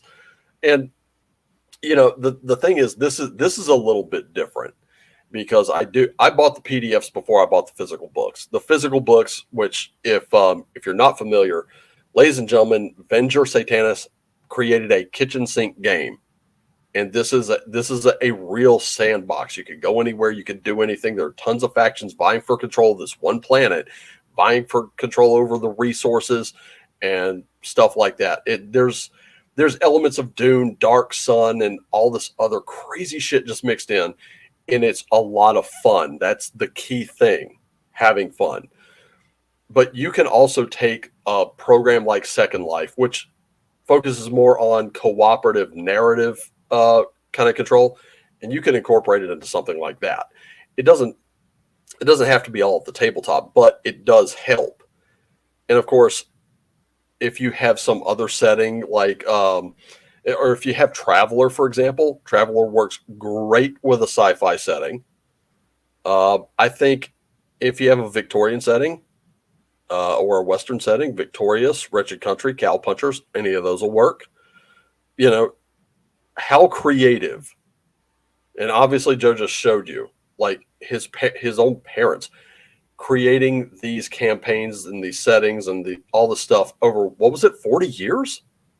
Well, they didn't play the entire time, but it was a multi-year campaign. So it's a collection of work that is at least 40 years old. It is a big thick binder. Yeah. And I mean, it just hell. Let's do it. Let's the thing talking. Is it's all about what were the biggest solution to all of these problems. And this came up once during this reading, which I am aware the editing program did not put I don't know what it is. My camera records in segments. I don't know why. And it took the segments and it put them out of order. So now the whole thing looks like a confusing Tarantino flick. I can't go back and fix it. But the key point was, if something's not serving you anymore, let it go. Because you can obviously create something better. And if that's something, well, I know for me personally, it's tabletop RPGs. I love those things. I love games. D&D is one of my favorites. It was my gateway. It was my go-to. I still love it today. But if it's turning into something unrecognizable, there's nothing I can do. The company is not listening to us. I don't care what they said about their one D&D campaign. They're not listening. You know what they're listening to? They're listening to those little screech lords, the ones who are just loud and meh, meh, meh. They're listening to that. Okay, fine. We can go ahead and distance ourselves from them. I think I've been more than fair with them. We have all given them enough chances to turn this thing around now. We have better. We have it more cleaned up. And on top of that, sometimes the sales are such that we have it in forms that are much, much less expensive. I mean, out of this box, I could run games for I could run games into perpetuity out of this one box. I got this thing for about $50 shipped, $45 shipped. Now that sale's over, you're probably going to get it for about 90 to 100, maybe 120 shipped. I don't know, but out of this one box, consider this. If you're pre-ordering something like one of the new WWE games and you buy the deluxe editions, you're spending about the same amount of money, and you're only going to have it for about a year. Maybe you don't get bored with it. You play it for the next 4. That happened with 2K16. I played it until 2K20, and I stopped playing 2K20 after a few months. This, on the other hand, this box right here, I will play this given the chance. I will run it. I will play it if someone else runs it, and I'll do it in perpetuity. And you can use any old school D&D, original D&D module. You can use it with this because it's basically original. This is original D&D right here in this box. Rules are cleaned up. They're presented in such a way that they're absolutely beautiful. There's a DM screen in there. There's 2 different books of monsters. We can let Wizards go. Wizards has made it apparent they don't need us. Well, we don't need them either. The key to this whole thing is imagination. And how good is yours? The reason I buy adventure settings, campaign settings, modules, other books is because I don't have a lot of time. I can homebrew on the fly. I'll keep those notes in that big binder I showed you earlier. But the fact of the matter is, we don't need them. They need us. Let's not get our words mixed up here. They need us more than we need them. Because we are the fans. We have the power. Yeah, we do. And here's the thing. Here's what I'm gonna point out to you. And this is gonna be my last word on WoTC. What WoTC has done is they've alienated their core fan base, which was sizable. Let's admit that. They've alienated more that came in. Like, you had your core fan base, you had those that came in during the pandemic, asterisk. So you had those. They've alienated some of those too, and they keep alienating those. What they have is they have this small little core that's ready, willing, and able to get into a walled garden that you will eventually be kicked out of. You will not last there because the goalposts are ever moving. You will be swindled, cheated out of your money, and you will be discarded like yesterday's trash that I just threw in the dumpster not 2-3 hours ago. And what's going to happen then is you're going to be left with nothing. Meanwhile, people like me, people like Joe, people like the ones watching right this second, we're going to have all the material we need to just run games. We don't give a shit about conventions. We don't give a shit about tournaments. Now, don't get me wrong. I would be absolutely honored to sit down with Tim Kask running a game, with sitting with either Gygax's sons, sitting down with one of the Arneson family, Eric Fabiashi. I mean, you're talking like legends. I would be honored to sit and play a game with them. Absolutely, 100%. The problem is conventions, they cost. I don't know. Can anyone who's been to conventions, please feel free to chime in. But do you get better deals at conventions than you would any other day of the week? Or is it more expensive when you go there? I don't know. The Eternal Weekend is happening in Philly. PAX Unplugged happened last weekend. I haven't been to any of them. And this always brings us back to a weird conversation I have with video game players. yeah. I like video games. Don't Oh, think that yeah. I don't. I've got over 1,000 video games. I'm clearly a player. But Absolutely. I mean, look, I got a ton of retro games on this little guy right here. right. But the thing is that when it comes to consoles, my parents had a Nintendo. We got a Nintendo early, but we never Right. got all the games. We had some games. And then they got a Sega Genesis actually for me because they knew I was really excited about it. Oh, yeah. And then later from a pawn shop got a Super Nintendo. I had Super Nintendo after I had a Sega Genesis. But that's where we stopped following. We never followed the trend. We weren't in the wars. We Right. just had some systems. Right. I worked an entire summer, busted my back end to buy my own copy of Maximum Carnage because my parents wouldn't, and then they thought it was one of those violent Mortal Kombat games until they discovered, oh wait, why didn't you just say it was Spider-Man, Joe? And, but the thing is that people were like, Joe, are you going to get the new console? I'm like, what new console? And then they're talking about. I think by this point they were talking about the Wii. Are you gonna get the Wii? Right? And I had missed out on Nintendo 64. I didn't have a PlayStation. I didn't have an Xbox. I didn't like the games on them. I didn't care. My argument was always, why are they having these exclusives? Why aren't these on PC? Right? They're like, come on, Joe. We're going to get a Wii. You should get a Wii. Wii's going to be so great. It's got Breath of the Wild. It's going to be amazing. Right? Yeah. And I'm like, okay, so tell me about it. I'm like, oh, well, it's a Zelda, and it does all these things. I'm like, okay. So how much is it? And they'd say how much the box was, but they were paying a little bit more for the Breath of the Wild edition, the one that came with the game. I'm like, oh, okay. Yeah. Is that? I think is that you all also missed the GameCube. Yeah, I missed the GameCube, but they said I said, are you getting anything else for this? They said, oh well, if you're gonna get it, you obviously gotta get it with the increased memory allotment. I'm like, oh, increased memory, okay, that seems important. So when you add all that up together, about how much is it? And when you did the math, it was about $1,000. Jesus fuck. When you put it all together, because we're not even talking its actual in-store price, we're talking about the pre-order price. Yeah. With the uptick. And I'm like, so let me get this straight. You're going to spend $1,000 sight unseen on a brand new console because it has the name Nintendo on it, and they hung out Zelda for you like bait, right? And like, what do you mean? I'm like, does it work good? What do you mean, does it work good? It's like, I know people who their PlayStation bricked. Is the Wii gonna brick on you a week later, right?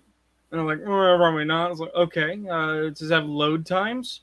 It's like, well, yeah, but all games have load times. I'm like, my tabletop doesn't. No. And they're like, what? And I begin to describe how my tabletop isn't graphic dependent. It's not system specific. It's in fact system agnostic. You can play it with anything. It has no load times, no load screens, and I think this is an important bonus to be considered. It can require and can even encourage human contact with other people, some of whom might be of your preferred sex and orientation. True. Yep. And people thought that I was a Luddite. They thought I was talking backwards. And well, I mean, you were the one that made that point that, and I think this was in private conversation. This wasn't like in a podcast where you said, I could buy this one book and have play value from it for like 40 years. And I'm like, yeah, absolutely. It doesn't have planned obsolescence and it doesn't have backwards compatibility. It always works. Yeah. And the thing is, what doesn't work, you can fix yourself and make it work. I mean, like even Iron Falcon, my biggest complaint with Iron Falcon, and granted, I'm going to say this. You crack open Iron Falcon, it's mostly text. It's about 99% text. You're not getting a lot of flavor. You're not getting a lot of fluff out of it. And for some, that's fine. I mean, Swords and Wizardry up here, there's some art. It's very beautiful. It's very beautifully done. Not not so much with Iron Falcon, more with White Box FMAG. And the thing that they all have in common is that they're all different takes on original Dungeons and Dragons. It's very, very simple stuff. And if you started there, you can move into something like Basic Expert, BECME, AD&D 1E, AD&D 2E. It's, you know, as you build over time, you want those varying levels of complexity. There's nothing there is nothing video games have to offer that tabletop RPGs don't have and don't do better. Well, Tabletop RPGs are just solid as a fucking rock. As long as you have the books, the game is whatever you want to make it. In matter of point, video games have been a corrosive influence on tabletop gaming, and it's not just for things like D&D 4, where it's like it's WoWified. It's like no, that's like the kiddie pool penny ante version of this problem. Just yesterday, over at Gilded, there was a reasonably severe debate, but it turned into a reasonably interesting discussion about not only definitions of terms, but what is a game? What is a story game? What is a real game? What is a numbers game? Because I was making the argument that role playing games are syncretic. You need math and you need storytelling. So to disdain a game as a story game and to disdain a player as a story player is kind of back ass work, because those people are participants, and depending on the nature of the game might actually be better with a story, right? And I've always argued that, like, there are people who are like, um, X game over here is role playing as in rolling dice. This one is role playing as it's for the theater kids, and I'm like, I could really do either one and still be happy. Well, I had to bring up something I think had been forgotten, perhaps, that we started in Crawling in the Dungeon from Wargaming, right? Mm-hmm. And D&D went in a story game direction so strongly to the extent that Hackmaster was a parody of D&D by players saying, I don't want to tell a story, I want to roll dice and hit shit. So this is not the first time this has come up. But obviously there were enough people who liked storytelling in their RPGs that it led to White Wolf forming, and they got a huge market share for a reason. Right? Yeah, pretty much. The reason I mentioned, I think the other there are some other elements, like number one, vampire, werewolf, mage, wraith, all that. They dealt with more mature themes that D&D really had not touched upon just yet. I mean, D&D had, but D&D had also gone the family-friendly route. True. It's basically D&D was the Nintendo to White Wolf's Sega. Yeah, basically. Yeah. But here's the thing. The reason I bring it up is that there was this shift, this 90s era gaming crash, right? And I think one of the facets of that shift, because there are so many watershed events that spiral out of it, is the appearance.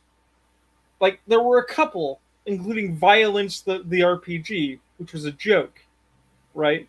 But the appearance of the non-PG. I have a name for it now. We're calling them non-PGs. What it is either a game that is so mechanically dense you can't play it. Okay, and I'm gonna earn ire right now. People are gonna be the stink eye. On that end, you have GURPS, right? And you have things like The Game That Shall Not Be Named,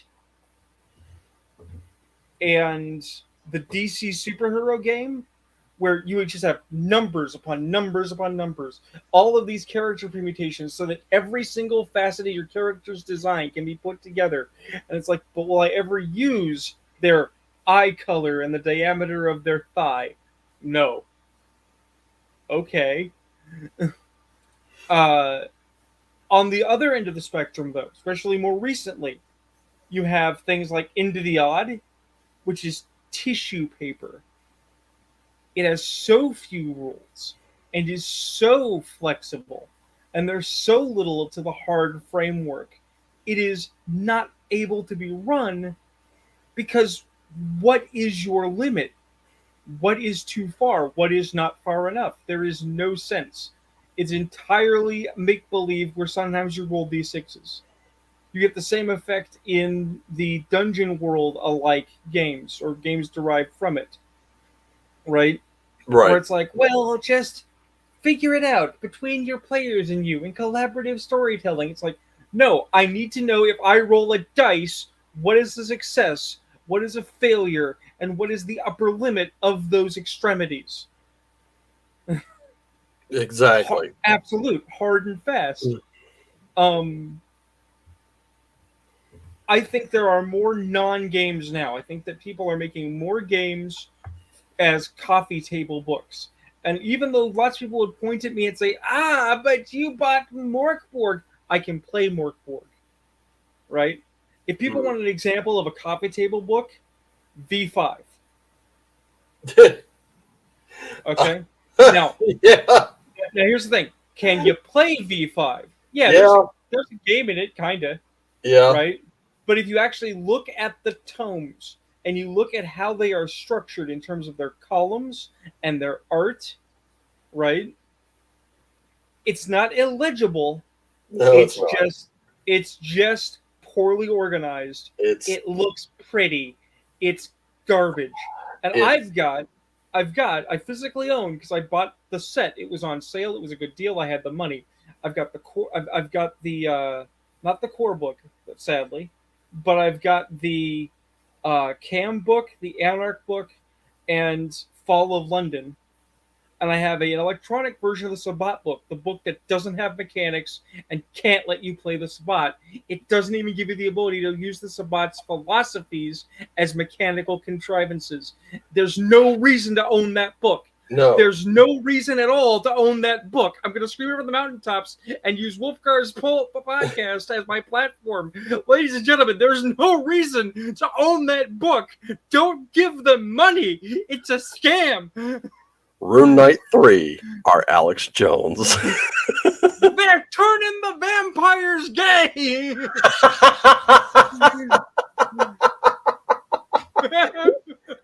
They are ruining your wraiths. Do you understand? Once they take the mages and then the werewolves and the hunters, then all of it becomes New World Order garbage. I'm a human. I'm full of red blood. I want a vampire to nibble me.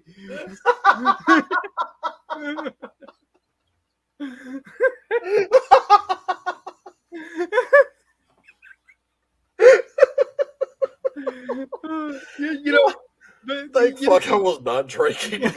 Look, you know there's there's an internet law that at a certain event horizon, if everything becomes indistinguishable between parody and reality using Hitler references, they need to make a subsection of that where there's a certain level of passion at which jokes become indistinguishable from actual things Alex Jones would say.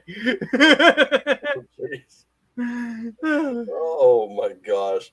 But Here's the thing. The game that when it came to like Vampire, I think I started with second edition.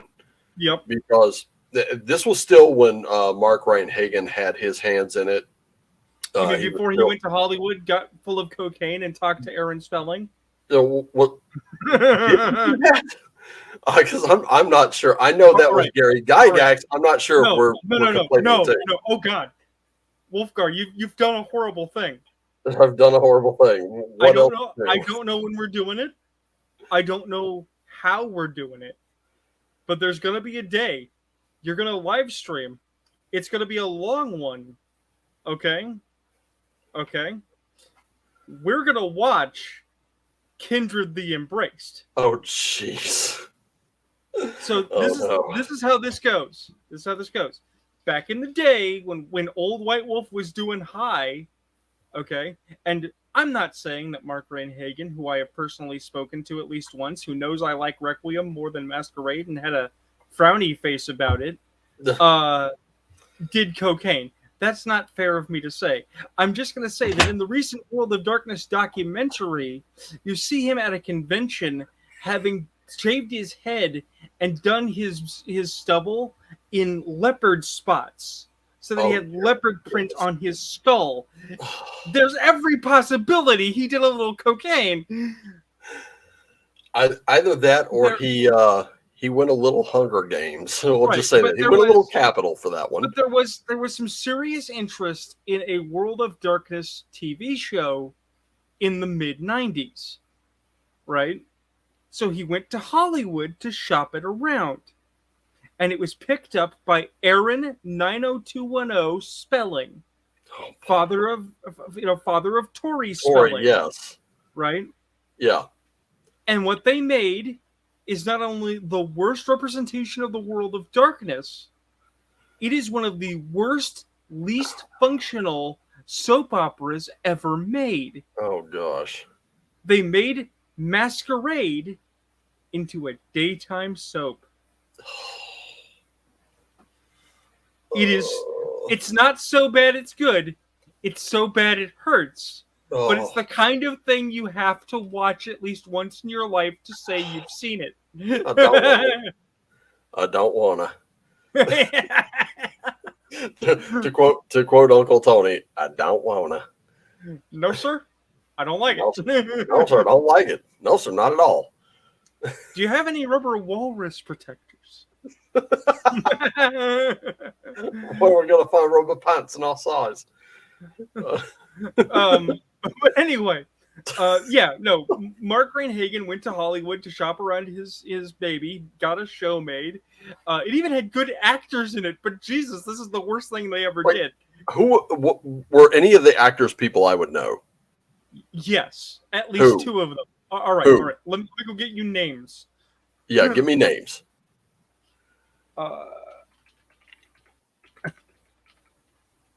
Well, because once I know who they are, I can refer them to other series that I know you've seen.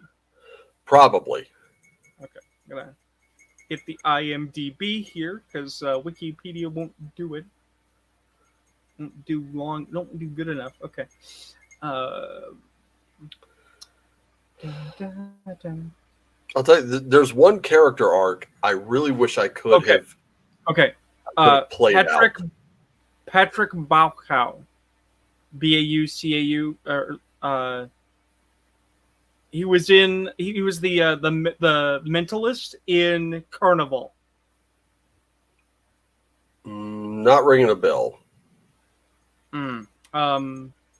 I've seen him in other things. I'll get you a list of his actions. Brian Thompson. He was the alien bounty hunter in X-Files. I know Brian Thompson. Brian Thompson looked. He had that really chiseled face. He kind of probably could have been like, what do you call it? Discount Arnold Schwarzenegger. Yeah. Titus Welliver. Yep, I know who he is. Okay. He played the real IRA's contact to the Sons and Sons of Anarchy. Yeah. Mark Frankel. Mark Frankel. Not ringing any bells. I believe he passed, which is part of the issue. But let me see if I can't get you a better listing. Apparently, he was in a lot of soap operas, so maybe that's why I've heard him. But I'm not a soap opera watcher, so I couldn't say anyone's like, "Oh, you've seen this one." Okay, so Patrick Baucau, the one that doesn't sound familiar. Geez, I gotta find a thing that he's in that a lot of people have seen because he's been in other things. Okay.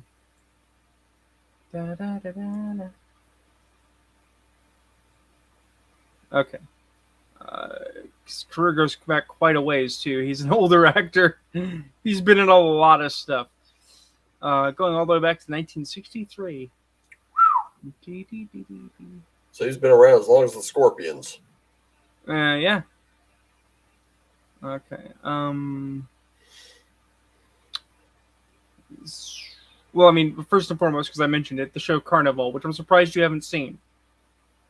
No. I mean, Believe it or Carnival. not, there's a whole lot of stuff I missed.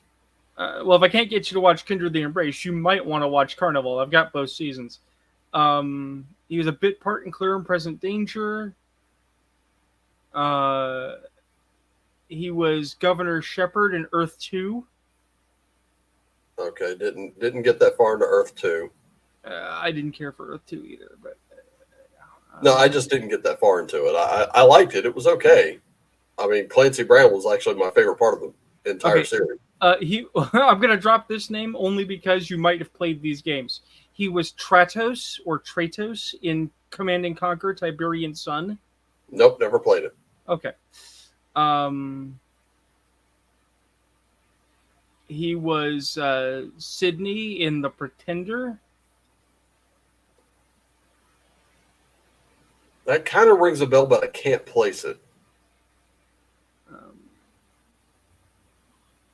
He was Dr. Willems in an episode of CSI New York. Okay, one episode. No, not. I don't know. Were you a big fan of House? Kinda, yeah.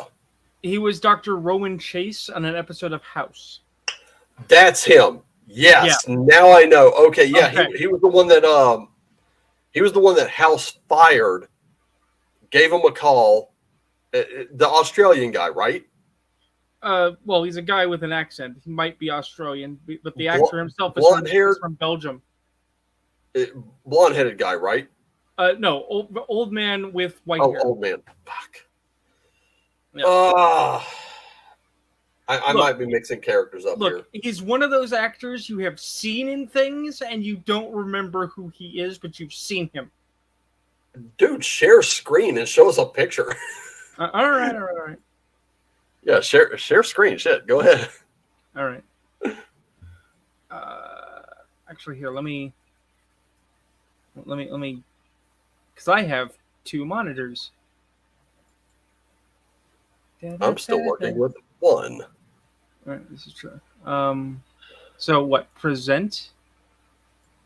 Share screen. Yeah, you go present and then share screen. Share the screen. Oh, gotta start my cam. Like an idiot. Two straight. Here we go.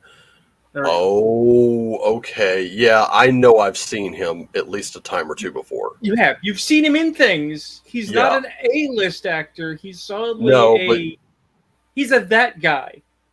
Yeah, it's that guy. I know him from somewhere. Yeah. He is slightly less famous than that guy from Big Trouble in Little China, though. Oh, you mean the guy who played Ed Wong? Or Egg Wong, sorry. No, not that guy. No, Edo. He's basically a go-to bad guy minion. He's in Big Trouble in Little China, Lethal Weapon, and Die Hard.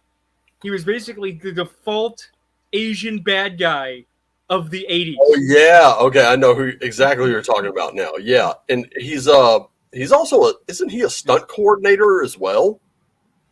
I believe so. And see, Miguel, who knows who I was talking about. Miguel knows. I'm living under a rock. What can I tell you? I'm living under that rock. I mean, also, I've been accused of being a filmy before, which apparently is just a guy who knows a lot about movies. Hey, there's nothing wrong with that. A lot of my useless trivia comes from movies, so I know, right? Yeah, it's fun. It's like, it's like somebody did a challenge recently on Twitter. It said, name a movie with Tim Curry in it that isn't It or one other film, and I was like, okay, proceeded to list off 8 different movies and then several TV series, and then pointed out that he had a music career, and it's like, I've done the same thing. I cannot remember what his name is now, but yeah, he's done that on Twitter. It's like, oh, name a movie this actor's been in that isn't, blah blah blah blah blah, and I'm like, and I'm just sitting there stacking them up, and I'm like, and I usually end it with, do I need to list? Do I need to make another entry here? I was like, okay, I just pointed out I'm a fucking nerd. Good grief. I mean, look, we're always talking about how much of a shithole Twitter is. Because shithole is a Twitter, Twitter's a shithole, ladies and gentlemen. Avoid at all costs. But every so often you do get gems of wisdom and interesting things. I haven't had a conversation, but I did get a one-line response once from Lance Hendrickson personally. No shit. Yeah, because Lance Hendrickson is an artist. He does pottery, which I did not know. But here's the thing: if you've ever played the game Detroit Become Human, yeah, that's what his character is. His character is literally a dying artist. So I can see it because he's played that role, and when Hendrickson plays a role, he really kind of loses. I don't want to say he loses himself. It's like Samuel L. Jackson playing a role. You can tell it's Samuel L. Jackson, but you could tell this is a completely different character than the others he's played. Well, the reason I dropped him a line in a tweet, because he's obviously not messageable, right? Right. Is my mom's birthday was coming up, and he had just had a sale on his very limited run of pottery, right? Mm-hmm. And I was like, look, I missed your sale. Is it possible that I could get any piece you've got? Because I think it'd be wonderful if my mom had a piece of your work, right? And he had to politely decline because they do a very limited count because he's got a busy schedule with life and everything. He couldn't make any special arrangements for anyone. But at the same time, it's like, no, he actually answered me. Holy crap. And I didn't know he did this. And you're like, that shit's even though the disappointment, oh, okay, well, I kind of goofed and didn't make it. The fact that he personally answered you is still like feather in your cap. Oh, it's not even the first time that's happened. I've got something better. If you want a story, if you want to know how cool Joe is while being completely suck, are you familiar with Keith Hamilton Cobb? The name sounds familiar. He was Tyr Anasazi from Andromeda. Okay, I haven't seen that much of that, so probably not ringing any bells with that. All right, season 1 of Andromeda. There is a very large, very muscular black man named Tyr, who is playing what's called a Nietzschean, because in an Andromeda series, there's a sub-race of humanity that is basically Ubermensch by selective breeding. Centuries of selective breeding leading to superhumans. I mean, it has other sub-races as well. Kevin Sorbo expects us to believe that he's what's called a heavy worlder. He was born on a planet with heavier gravity than normal, so of course on regular gravity he's a little super strong, but not better. Because of course he is. It's Kevin Sorbo. But here's the thing. Keith Hamilton Cobb was a soap opera actor. Lots of guys get their start in soap operas who are really good. And when presented with this character that he had applied for and got, he took some time to do some creative writing to further define the character's thoughts and feelings and the philosophies of his subset of what would become the Nietzschean culture. Like, they used his writings to round out the production notes. Right. And when he left the show, on his website, he made these notes available as a blog called The Ancestor's Breath. Well, when I was playing War of the Forsaken, I used them as the groundwork for a character called Temujin. Now, let me tell you about Temujin real quick, because you'll love this. It's funny. Temujin was a crazy hobo. Except he wasn't. Being a hobo was the dodge to make people second guess him, right? So, for instance, Temujin had a deal with the vampire prince of the city that he could come to gatherings and that he didn't have to pay cover price or for his food and could basically do whatever he wanted as long as he didn't break the masquerade or violently assault anyone, as long as he broke in and broke in a different way each time. And the prince's notion is that this was a great test for the staff and for the security system. Right? So Right. every game was a game of how is Temujin coming into game tonight. So first game I snuck in through the back.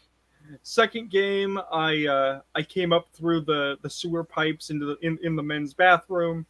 Third game, I parachuted in, came in through the skylight on a little rope.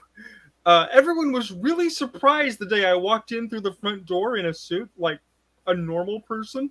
But all of this was the dodge to make people pay attention to the vision and not the person who was going on underneath. Right. Because Temujin's thing is that he was a werewolf supremacist, right? Right. And that he had been raised in a crucible of what were werewolf appropriate philosophical beliefs, but are borderline, if not outright, child abuse. To the extent that some players were like, why are you telling me about this abuse? It's like, because this is what it's like. I don't know what your problem is. His father was Korean and his mother was Russian, right?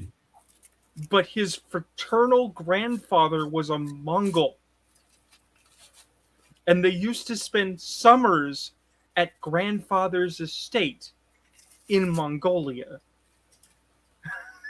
Jeez. It is also worth pointing out that his mother fought in the Russo-Afghan War. And his father was a Korean river pirate.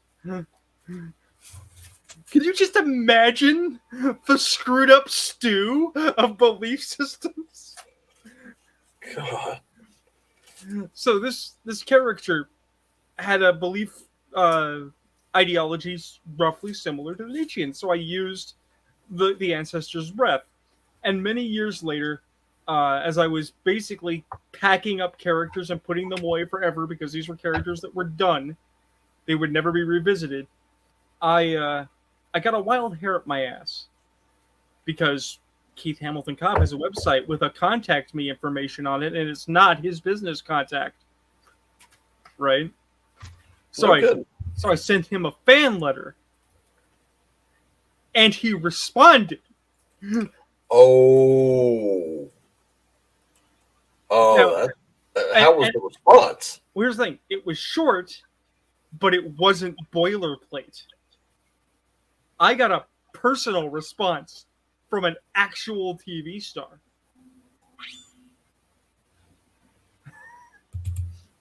So what was his response to the letter? Because that's what I'm interested in. What was it?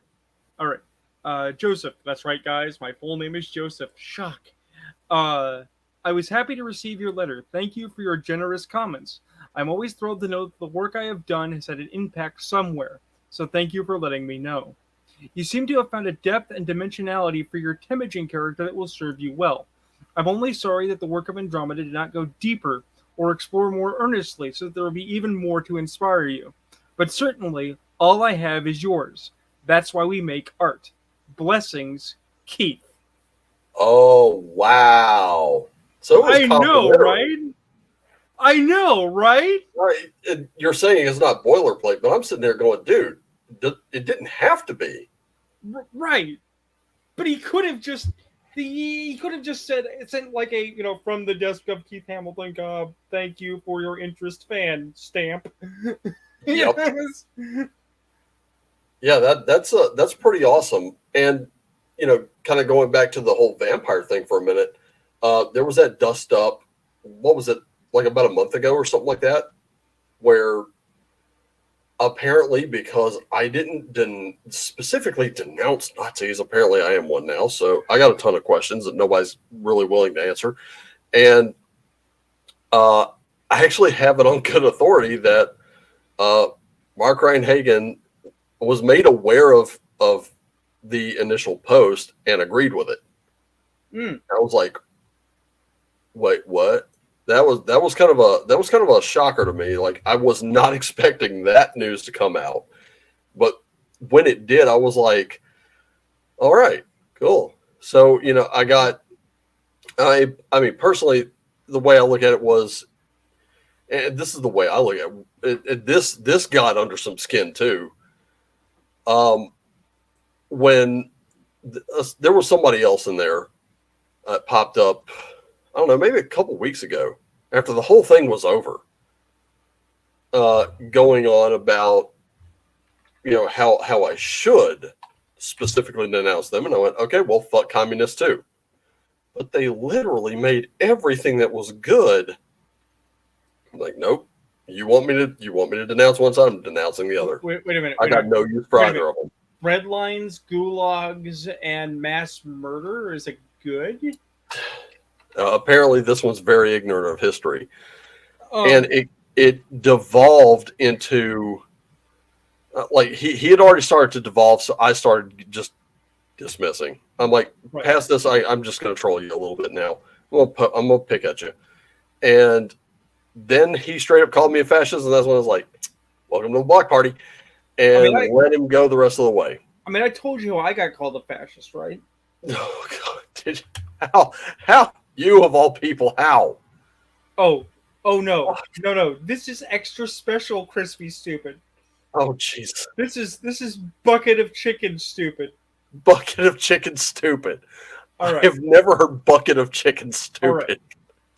I was in the White Wolf fan club, which had rebranded to the Mind's Eye Society. Right. My friend Josh and I had more or less fallen out because we were just tired of the BS. But they said they were coming out with a New World of Darkness space setting for their Chronicle. They're going I think I remember you telling me about this. Yeah, this was the space station. Right. And yeah, you were telling me about this.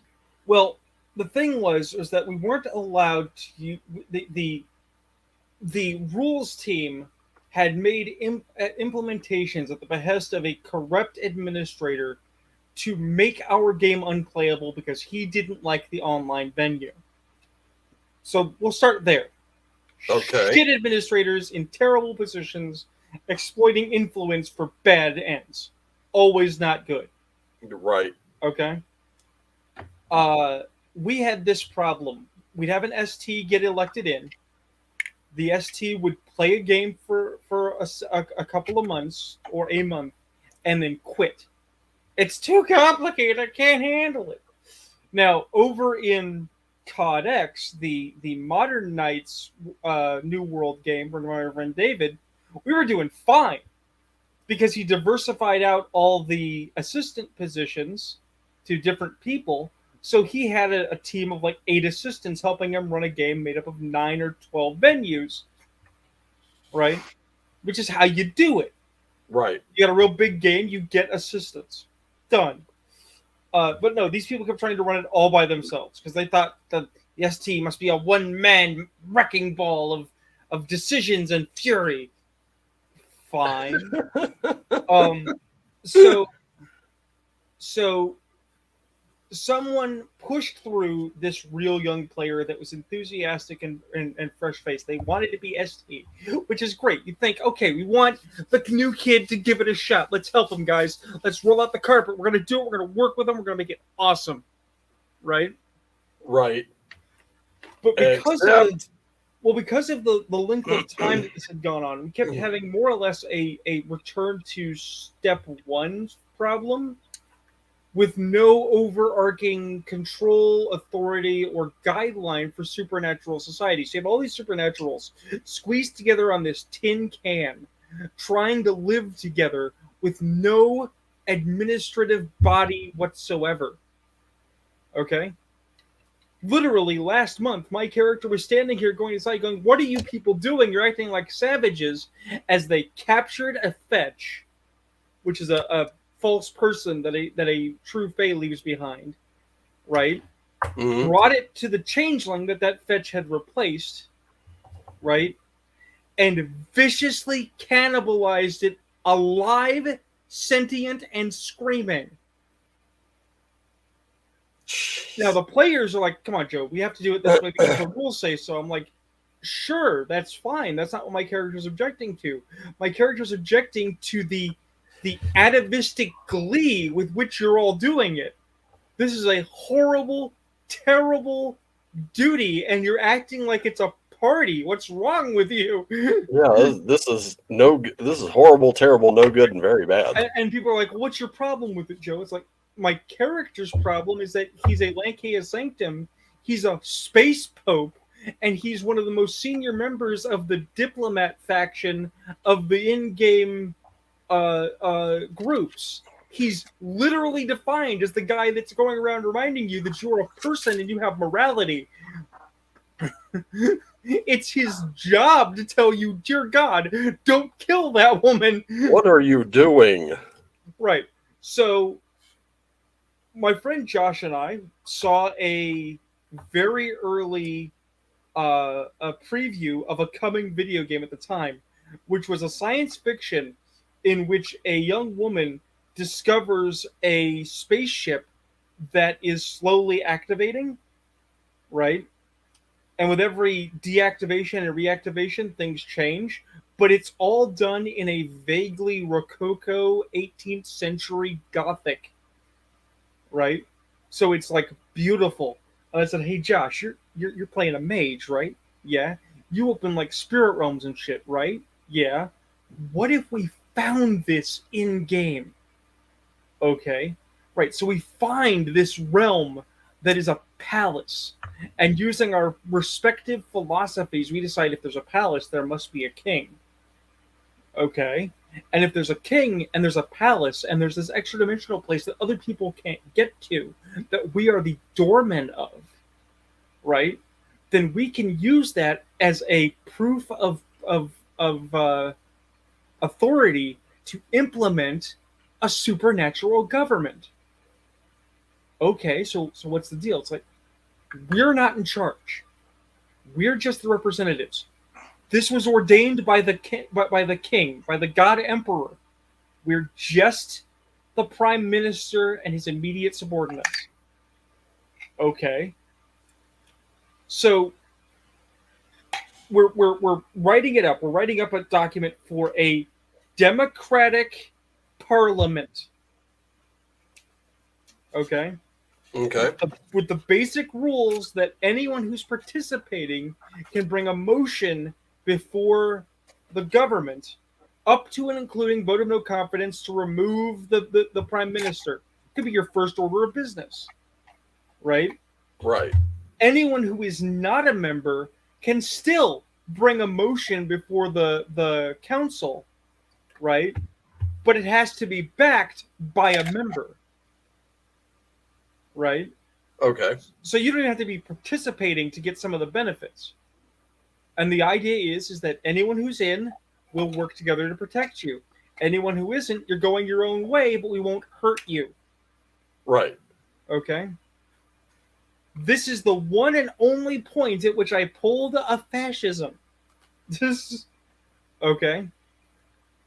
Are you familiar with the term "in fuego"? No. It's Italian. It's utilized by Mussolini in his black shirts. It means "I don't give a damn." Okay? Okay. Basically, we put together this document, and I implemented it immediately in character. I said, "This is official. Here you go." Right? I didn't, Right.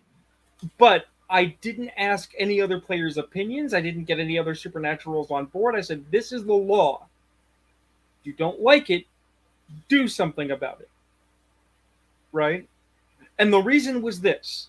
Because in any sufficiently large group of people, especially gamers with their perceptions of free will and autonomy, right?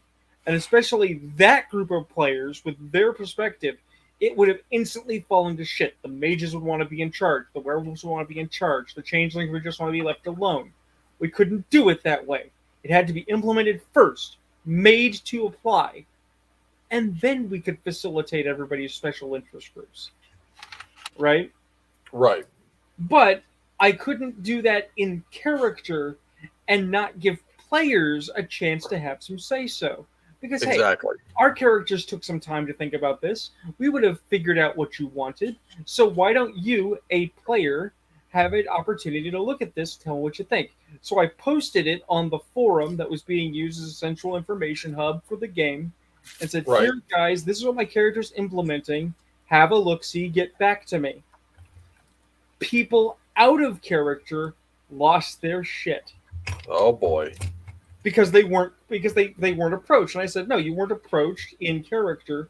You're being given an opportunity to comment out of character. Right, but is this implemented in character? It's like my character's implementing it right now. Well, that's not fair to the new DM. It's like, well, the new ST doesn't really have a say on it. It's a character action. They get to see it too. That's why it's being shared. But it's being done, right? And it was at that point that people said, well, that's fascist. I'm like, a democratic parliament in a monarchy is fascist, right? And that's And the they thing. put that on the internet for everyone to read. Yeah, the fascists gave their plan, which included how you unmake the fascism, and it was fascism. And here's the thing. They say they were talking about my character. We know they were not talking about my character. No. They were accusing me of fascism. That's exactly it. For implementing a parliamentary democracy that they didn't get to have a say in the founding of. It sounds to me like they didn't think of it. They got jealous and they wanted it for themselves. Possibly.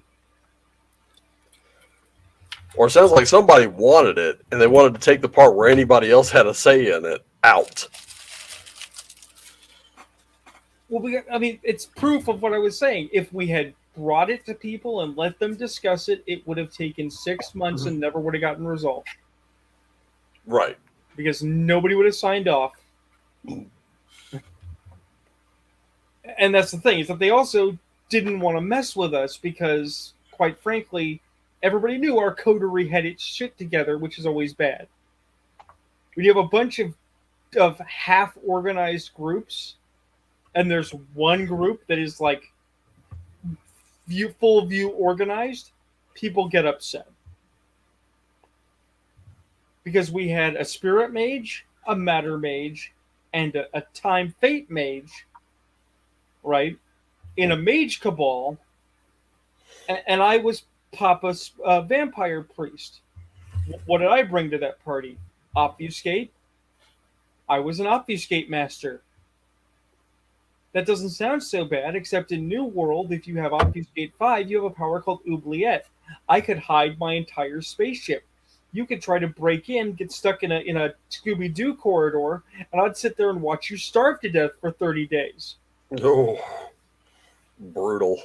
Oh, no, it's absolutely hilarious. Due to the permutations they put into the setting, vampires could remain functional 24 hours a day as long as they weren't in direct line of sunlight, because there was no sunlight in deep space, right? So my character, very humane, very kind vampire, would stay with people, right? Bunch of bad guys threaten his peasants and endanger them and are going to be a problem. I put them in a Scooby-Doo box. But trust me, they never die alone, and I will hold their hand at the very last moment. See, I don't know if I'd be that generous. I'll be honest with you.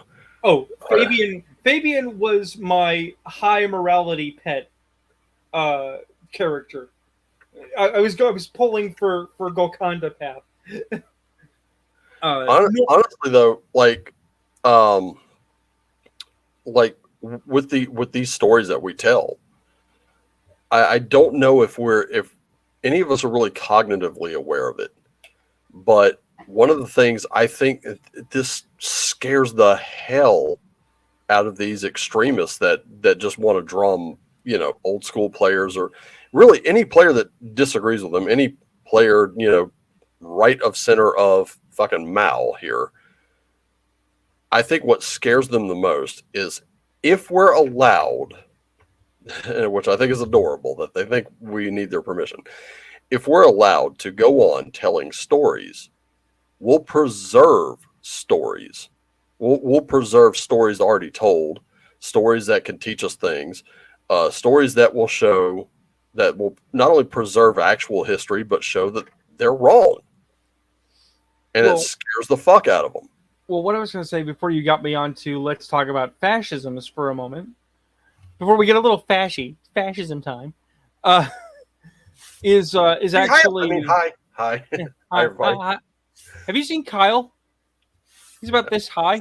Seen Kyle? Tall. Seen Kyle? Yeah. Is this tall? Yeah. Is this tall? Yeah. Nothing happened between 1935 and 1940. We all went to a Dairy Queen. We were invited. Since I'm gotten a little fascist in here, yeah.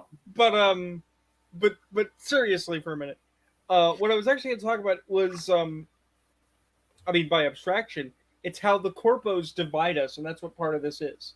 And I don't even think the lefty extremists realize it because they're all sucking the corpo stick. Oh, they are. There is a guy. I'm going to name him because he's a public figure. His name is Jason Carl. He is a very good DM. He's a very good ST. I like his work. Right? Right. I am extremely disappointed in him right now. Right? And why is that?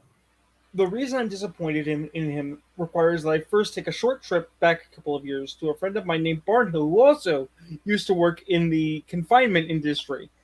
Right? Barnhill, a chef, has enough money that he can sometimes go on small excursions and conventions. And he's been to a game called The Night in Question, which is a Nordic-style RP that is high cost. It costs $1,000 to go, and then it costs more. That's including travel expenses. And then it's more if you want more boondoggles for your character. So if you show up and you're just like, I want to play, you can be random ghoul or random neonate. But if you say, I want to be an elder, that costs more. If you say, I want to be an elder with a name that people give a shit about, that costs more. If you say, I want to be an elder with a name that people care about, and I would like to have some of the fancy costuming that's making the rounds with the makeup, that costs still more. Yeah. And this is seen as acceptable because, well, it's a one weekend event. It's really just a luxury for fun, Joe. It's like, no, it is a rich man's game, turning what is a come as you are game into a boondoggle that all are not welcome for. Because LARP used to be show up in your jeans, play a vampire for a night, and have some fun. But you can't compete with come as you are, especially with the history of bullshit, backstabbing, and drama kid drama, right? Compared to $1,000 3 days, 2 nights, vampire shenanigans. Nobody can compete with that. That bothers me. That bothers me a lot. Tabletop role-playing has always been a beer and pretzels hobby for anyone. Everyone. Anyone who will come to your table and abide the rules can play. All of them. Have extra. We'll get chairs. If somebody looks at me and says, but Joe, there are 8 players, it's like, that's the standard back in D&D 1. I'll have a party caller and an assistant. It's 2 groups of 4. It ain't that hard. Right? Right. Like, even with basic fantasy, Saga of the Giants. Right. That particular module, that one is for, I think it said 9 to 12 players. Yeah. And I eventually want to work my way up to that son of a bitch. So, some time ago, you may recall, this woman who's a former adult entertainer named Satine Phoenix became a pariah for various activities. I do remember. But was involved with this program that is a scam called D&D in a Castle. Castle, yep. Because we pay thousands of dollars to play D&D. But it's in a real castle, guys. except not really. It's more of a stone tower, but Yeah, not it's really. more it's more of like a former. It's like an old military base. And not really. It's more of like you get to sit in the room and play D&D, but it doesn't cover any drinks, refreshments, comforts, swag. You don't get to do it in costume or anything. It's just, Nope. hey, you're in a box, guys. Don't you feel special, right? Well, Jason Carl, who ran LI by night and New York by night for V5, because he's he's an important design figure in White Wolf of Paradox. He's got to do it. Uh, is working with D&D and a Castle to run his Ravenloft campaign. Now, it's probably a qualitative Ravenloft campaign. He's a good DM, but I am fucking disappointed that it's D&D and a Castle, because he's going to turn what is a everyone can game into a rich man's toy. I loathe the idea that if I lost my mind and said I'm going to travel cross country because I want to play game with Jason Carl and I want to pick his brain and see what he thinks, he has, without vocalizing it, put the price bar in the way. Yeah. You can come shake my hand for this much. And this is always the problem. This is the problem I have with Matt Mercer, even though he's never gone that direction. Is I am, in a certain sense, these people's peer. They're not my betters, they're my equals. And that's if I'm being generous. Because I've been involved in this sphere of play since I was 7 years old. Right? Right. I've been player, I've been DM, I've been back to being player, I've been newbie to games I have never played before, I've played games that other people have never heard before. You and I are not inexperienced nobodies. And just because we might not be as wealthy or as connected or in the right place does not make these people better than us in our chosen arena. Right. This is sort of like Average Joe's and Globo Jim in that movie Dodgeball. You've got the, and here's the thing. I have a book containing some of Satine Phoenix's work. Okay. I didn't know it, but if I'm not mistaken, I think it might be Lost City of Gaxmore. Hey, look, my old man every so often would float the idea that he wanted to own a copy of Mein Kampf, and my mom and I never said he shouldn't, just because owning it is not the same as believing it, and it is something to have in your library. I mean, dude, I own 2 editions of Miffarog, for fuck's sake, and there you go. That's, believe it or not, that's what inspired me to start writing, because I was looking at it and I went, I could do this way better. And unfortunately, I got beat to the punch by Troll Lord Games. I'm not mad at them. I bought it. I looked at what Troll Lord Games put out, and I said they did it better. I can name dozens of reasons why, if you're going to play a game that's a Nordic setting like that, you would rather pick up Codex Nordica and Codex Germania for your Castles and Crusades game over Miffarog. Because, and I'll give you one right off the top of my head. This is one, and I'm gonna tell you why I despise this rule. In Thulean society, which is basically like Varg's Thule is an analog for Norway. You can go to miffarog.org, you can see it on the site. Okay, so if that is an analog for Norway, in that society, homosexual men, once it's discovered that a man is homosexual, he is sacrificed to Tyr, basically killed, and thrown into a bog so that he can never reincarnate. Okay, I am playing a game of adventure. Why the hell do I give a fuck about who your character is fucking? The bottom line here is I don't. It's an unnecessary thing in the game. I don't give a shit. I don't care if your character is gay, straight, or whatever. Especially if we're playing something like, dare I say it, Modern Age or Cyberpunk. I don't give a shit about that. You know, your character gets attracted to another character, gets attracted to another character. Fine, whatever.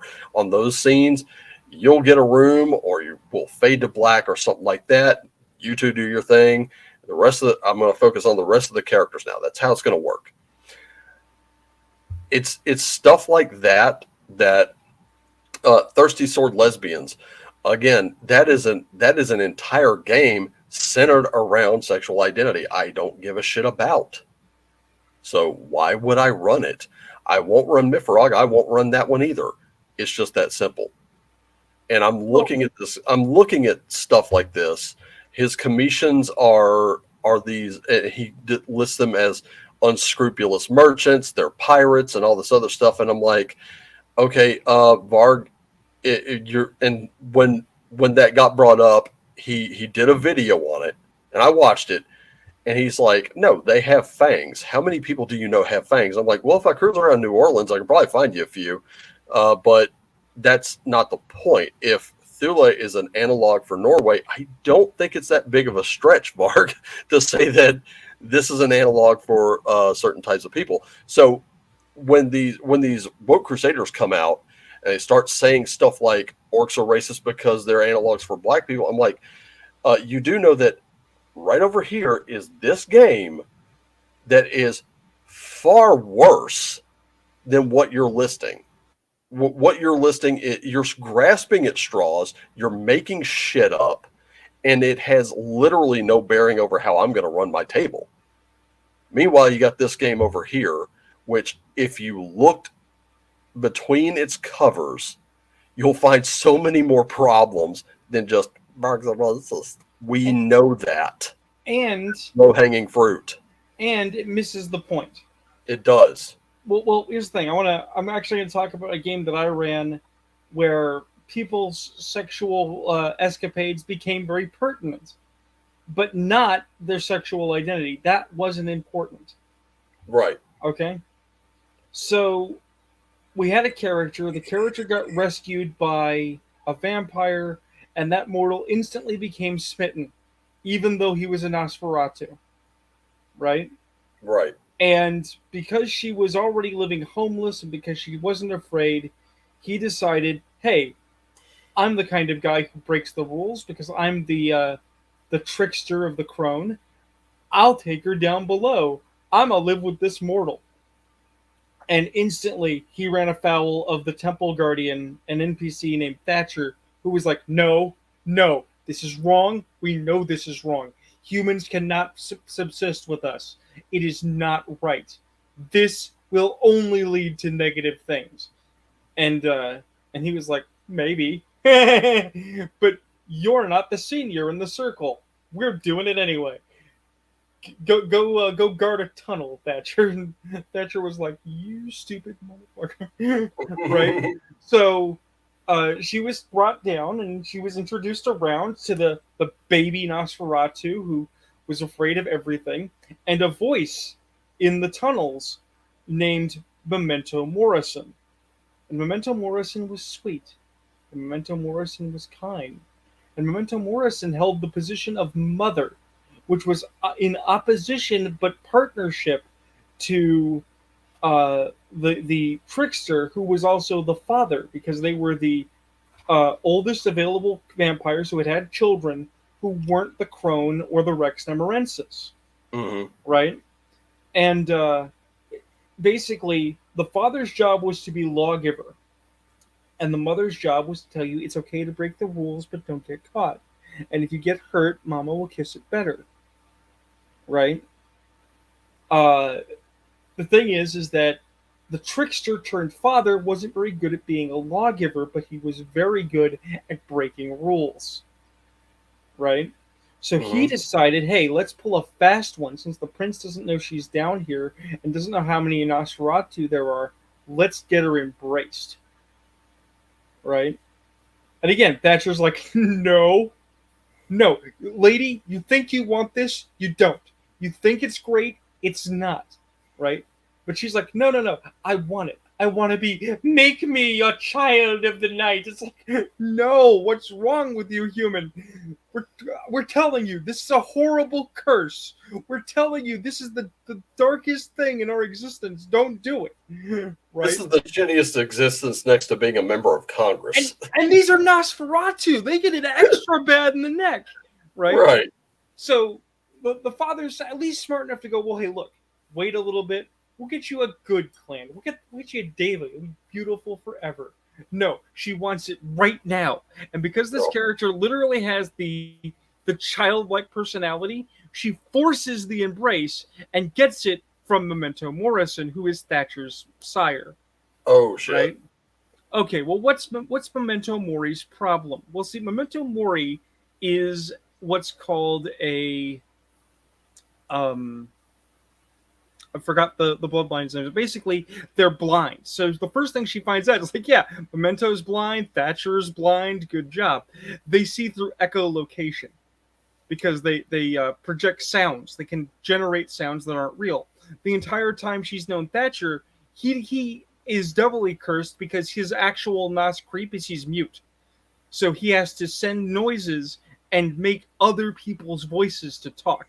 So he Right. talks like Bumblebee from Transformers. Oh boy. Right? But no, she's okay with it. She can live with being blind. That's not so bad, right? And there are so many amazing sounds to see. It's like, okay. Well, this also involved she had to meet Memento Morrison. Memento Morrison does not leave the Deep Warren.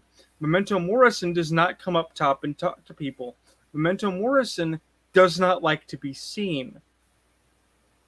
Because Mori is gross. How gross? Well, we had to go down to the very base of the Warrens to meet her. And she had to be lowered into a cistern, right? And she saw Mori. Now, I'm not going to describe in all intimate, gross detail the body horror that is Memento Morrison. Right. Let's just say that she is a central face and not a lot of skin, Ew. but a lot of extra organs. Ew.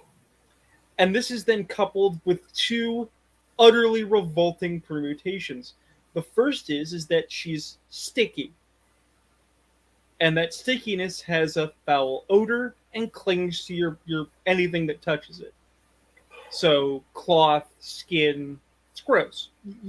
You will need multiple showers at hot with bleach to feel vaguely clean again. Oh man, that's so terrible. The other problem is that when you see her, in addition to revulsion, you feel vague levels of attraction, which cause you to feel shame for that attraction. You want the flesh pile, but you feel bad for wanting the flesh pile. Because the flesh pile is revolting, it's a flesh pile. Yeah. I remember you telling me about her, like, because when you said she's a voice, I went, I know exactly what he's talking about. But why does she live down here? Because when she used to live topside and her curse wasn't quite so severe, it was still bad enough that the court at the time was thinking about having her killed. Right. And a deal got cut so she wouldn't die. That's how Thatcher got embraced. But I mean, even with games today, right? This whole idea that, and I think RPG Elite did two of the best videos, and I've shared them, about this whole representation in gaming thing. He said, okay, if representation is so important, Numenaria has tons of representation. Why is no one running out to buy it? Why don't you support the thing you claim to love? Exactly. Where are you now? And on top of that, if representation is so important, you have like Mutant Chronicles, Mutant Leagues, Mutant Year Zero, stuff like that. What purpose would it serve in the game? Well, why would it even matter? Well, that's the next stage of the story, as it turns out. So she got embraced by Mori, right? And the thing is that even though she was now embraced, she wasn't getting on board with the "you're a vampire now, you need to cut off your ties with humanity," right? So she kept hanging out with her best friend / slightly almost human boyfriend, which was ticking off her vampire boyfriend. So he would act out. So this would tick off her sire, who's like you're supposed to be representing me. You're supposed to be doing well for me. How dare you? Mm-hmm. Right? So we tried first with Blood Bond, which is a bad idea because now you're empowering affection with supernatural subversion. Literally, we're drugging you so that you behave, Mm-hmm. right? And then she slept with him. And so her vampire boyfriend was livid and basically wanted to throw her out. And Maury was like, no, no, I will take care of this. I will prove I'm a capable parent, right? So Maury had him basically kidnapped by Thatcher, brought to her domicile, right? And then she had her child brought to her, had Thatcher hold her in place, and proceeded to ride her human boyfriend like a pony against his will, right? And it's like, wow, that's really dark, right? The thing is, what was the actual flavor here that made it not a, oh, this is gross and grody sort of thing, was Thatcher didn't like this, right? And Mm-hmm. so as this was going on, Thatcher's holding, his half sister in place and trying to explain to her, no, you don't understand. It's not Maury. Maury's not doing this. It's Lilith. She's in the incarnation of Lilith. You have to you have to think of this as a sacred right. It's holy. Be afraid. It's holy. It's okay to hate it, but you can't interfere. That'll make it so much worse, right? Because Right. that's the thing is that Maury, mother of the crone, a pagan cycle of vampires, was manifesting herself as Lilith, the harpy of the night, right? And was taking a man, taking a husband against his will, because that's what the she demon would do back in ancient Mesopotamia. And it was so awful that when it was told to the father, he was like, okay, we can't let that happen anymore. Something's got to be done. At which point Thatcher, shamefaced and quietly said, I can't do it. She's my sire. I can't bring my hand against her because she's fed from me for years. She makes me feed from her. I won't stop you, but I can't. I'm incapable of acting, despite the fact he was the beatstick of the crone, right? So this Mm-hmm. required said trickster to grow into his position as lawgiver, go downstairs, stake Maury, and set the Warren on fire. This entire process that almost destroyed a faction from internal schisms, right, generated months of storytelling because the story was not about who's freaking with who and what gross things are they doing, right? It was about the consequences of exploitation, of abuse, and of self-indulgent behavior, including a sexual content, right? Yeah, And that's and even in one of the few Vampire the Masquerade games I got to play, um, I had a character who was actually he was a human. He was struggling to get his rock band going, and one night stand with a woman ended up turning him, and he was not aware. Like, he's wondering why is it now, you know, I can't go out in the sun. I can't do what I used to do. But now people are flocking to the shows. Like, he didn't understand it. She had to catch up with him and bring him in. And he was like, oh shit. I mean, it was, the situation was pretty dire to begin with, because it was literally one of the Daughters of Cacophony that bit him. He became, long story cut short, he was one of the first male members of the Daughters of Cacophony because it literally improved his right, singing voice. right. And that was where that story was going to go. I really wish we could have explored it a little more.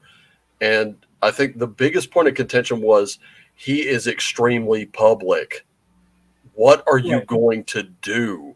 And they're mostly questioning her, and she's having to be like, I will I will take care of this. But we never got to explore that, so it never went any further than that. But this is one of those examples where the one night stand happened when the dressing room door closed, Right. and that was all that was said of it. And then the consequences of it happened after. So there was a lot left up to the imagination there. There was Yeah. still the attraction there, but at the same time, there was no like graphic detail. It's just a thing that happened, and it led to X. Right. In one of my D&D games, I had a barbarian who was a hell raising beer drinker. He would sleep with any barmaid that said yes. Just prided himself on being a conqueror in more ways than one. Well, Ends all up I'm not liking the idea of having to go with the party to a library for the mage to study and translate some spells that he had gotten, and ends up in there after the party's like, "You're gonna shut up, you're gonna sit down, you're gonna fucking behave yourself," and he's like, "Nah." So this is like the Klingon at a fancy dinner party, and he's in there and he falls in love with this librarian. And after that adventure campaign had ended, he went and found her again, and started a family with her. That was all that was ever said of it. right. It was a thing that happened, but it was the emphasis never was this is a straight relationship. Right. The emphasis was the barbarian's been brought down by a librarian, and the paladin made that joke one time before the barbarian reached back and dragged him to the front of the boat and threatened to pull his tongue out with his own hand if he ever spoke of it again. My only And he was thing, like, "Oh shit!" my only thing, the part of point of my story is, well, yes, we absolutely need to encourage people fade to black and to be restrained, and we need to not focus on the more intimate details of identity. Uh, Sex is also not the enemy. There's nothing wrong with its existence, right? Uh, No, another not at example, all. another example, very brief one, was in the same chronicle. The prince, who had a propensity for getting personally involved in things, and another character, basically went to the bottom of the local coastline because there were a group of underwater dwelling underground vampires who were in their own domain, Hmm. right? And encountered at the quote unquote front entrance packs of gangrel that were basically feral mermaids, right? And the thing is that in describing one, they were similar to those 19th century Victorian fake mermaids you sometimes see, where it has Yeah, a humanoid ape like foreside and a fishy backside. right, The thing is that in describing it, I describe the horrible withered face and the fangs, and I describe the wreathing hair, and I describe the scything claws, and this is all everything expects. And then I describe in reasonably complete detail the perfectly formed erect nipple breasts on the chest of this cadaverous form, right? And the entire reason is not to titillate, but through the juxtaposition of extremes to bring that horror back to the forefront. You shouldn't look at a death machine and think, that's a nice rack. That's a disturbing thought process. Because you start to ask yourself questions about, wait a minute, it would be a little like in being attracted to Zelda in Pet Cemetery. right. There's this moment where your brain says, "Does that mean like in the dark of dark here in the under the waves where no one sees? Do they cuddle up under the day? Do they hold each other in tender embraces? Does someone speak gentle nothings in this thing's ear? Is it going to try and talk to me nice? And do I want to hear that?" And the answer is no. No, you don't. You don't want to think about that at all. And this was also important set dressing because then you get into that domain, okay, what is it? It's an underground city. Okay, well, what's the underground city look like? It's it's the city of uh the King in Yellow, lit by unnatural stars in an underground enclosed environment because it's extra dimensional. So you've just found Dread Carcosa under your city, guarded by titty mermaids. Jeez. Titty mermaids are probably the least horrible thing on this bucket list. Well, actually, you know what? Just to close this out, I do have one story. This is not. By the way, this is not an RPG. Something better to close it out than titty mermaids. Yeah, speaking of which, I've told this story a few times to several different people, but everyone knows by now I've worked in the DOC for close to a decade, and that was down south. I got actually I was in roll call. We had about, I don't know, a couple weeks to a month before this actually happened, but they were asking for volunteers for a trip. Now, when you're on a trip, that means it's you and someone else in a van. Maybe you got an inmate or two in the back, and you're off the compound. And on top of that, the night passes pretty quickly and it's guaranteed overtime. So I'm like, you know what? Hey, where do I lose? My hand shot up. I'll do it. Nobody else's did. And I'm like, the hell's going on here? I was like, okay, well, whatever. So to cut a long story short here, about a week or so later, I get word that I've got a partner. I know who it is. And I'm like, yeah, I can expect a lot of work that night because she's not doing any of it. And I'm like, why are they pairing me with her? And that's kind of weird, but whatever. And then a couple nights after that, she comes up and she says, hey, I was like, yeah, what's up? I'm outside having a cigarette. And she's like, you know where we're going? I'm like, I heard it was a trip for the JCs. I don't really know what that organization's about. I just know that we had inmates in that organization and we were taking them somewhere for like a sort of a pseudo convention of sorts. And she's like, we're going to the women's prison. I went, shut up. No, we're not. She goes, yeah, we are. And she is like dead serious. I'm sitting there thinking, no way. Nope. And it starts bugging me. So I literally went to my captain. And I'm like, look, Cap, are we really, is that where I'm going? He's like, yeah, that's why nobody else raised their hand. I went, oh, this news just gets better and better all the time. Great. And so now I've got like a few more days before this trip happens. And I'm having to really psych myself out here going, you know what? This is not like the movies. You're going to be just fine. Don't worry about it, dude. You're cool. We pack up our guys. We head out there. We get there. I'm looking at double perimeter fences. I'm looking at guard towers, and I'm thinking, we are okay. We get past that. We unload our guys, and I'm looking around. And obviously, you see me right now. I was a little bit thinner then. I was doing martial arts. And on top of that, I was the only one that looked like it. Every other male officer looked like about 300 pounds of donut batter and coffee, all held together by a gun belt. And I'm sitting there like, oh no. And before I went, my captain had told me, be sure you're reading ID cards because they're wearing them. And you can't really tell the civilian staff from the inmates. So you need to be reading those. And I'm thinking, no. I'm a boot guy. Okay. I'm full disclosure here.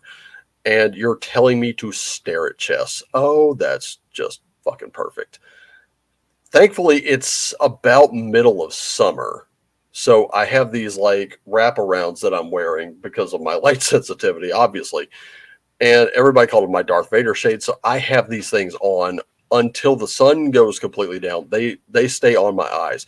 So now that's covering up the fact that I'm looking and looking and looking. And I ended up bumping into this. Literally, we bumped. We came together. She's apologizing. I'm apologizing. I haven't even looked at her yet. And I'm like, it's okay. It's fine. We were just going to throw something away. Here's where it gets hairy, because she had dropped something. I'm going to do what I do. I'm going to go down. I'm going to go to the floor. I'm going to pick that up. I'm going to put it in the garbage can for her. It's fine.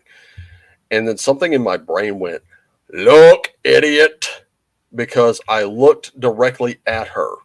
And she had two features that will render me to, hey, tater tots. And that is dark as shit, jet black. I'm talking the color of this phone case, black hair, and these bright blue eyes. I went, oh, fuck.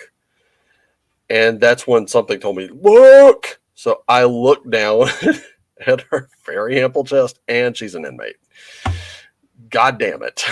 So she is trying to chat me up. I'm like, keep it cool, stay together, don't do this. And I am trying to get the hell out of that situation. I'm sitting at my table later. I'm like doing everything I can to get the fuck out of here. That's all I care about. I'm like, how much longer do we have? I need to get out of here like now. Me being here is not a good idea. And the more I'm moving around, the more she keeps finding me. And I'm like, what the fuck is going on? I found out my guys, the inmates I brought, were pointing me out. Oh, yeah, he's over that way. And I'm like, you sons of bitches, I'm going to kick every one of your asses for this. I am ready to kill them. I am not even kidding you. This thing comes to an end. I'm like, thank fuck, let's go. Every one of you out there now.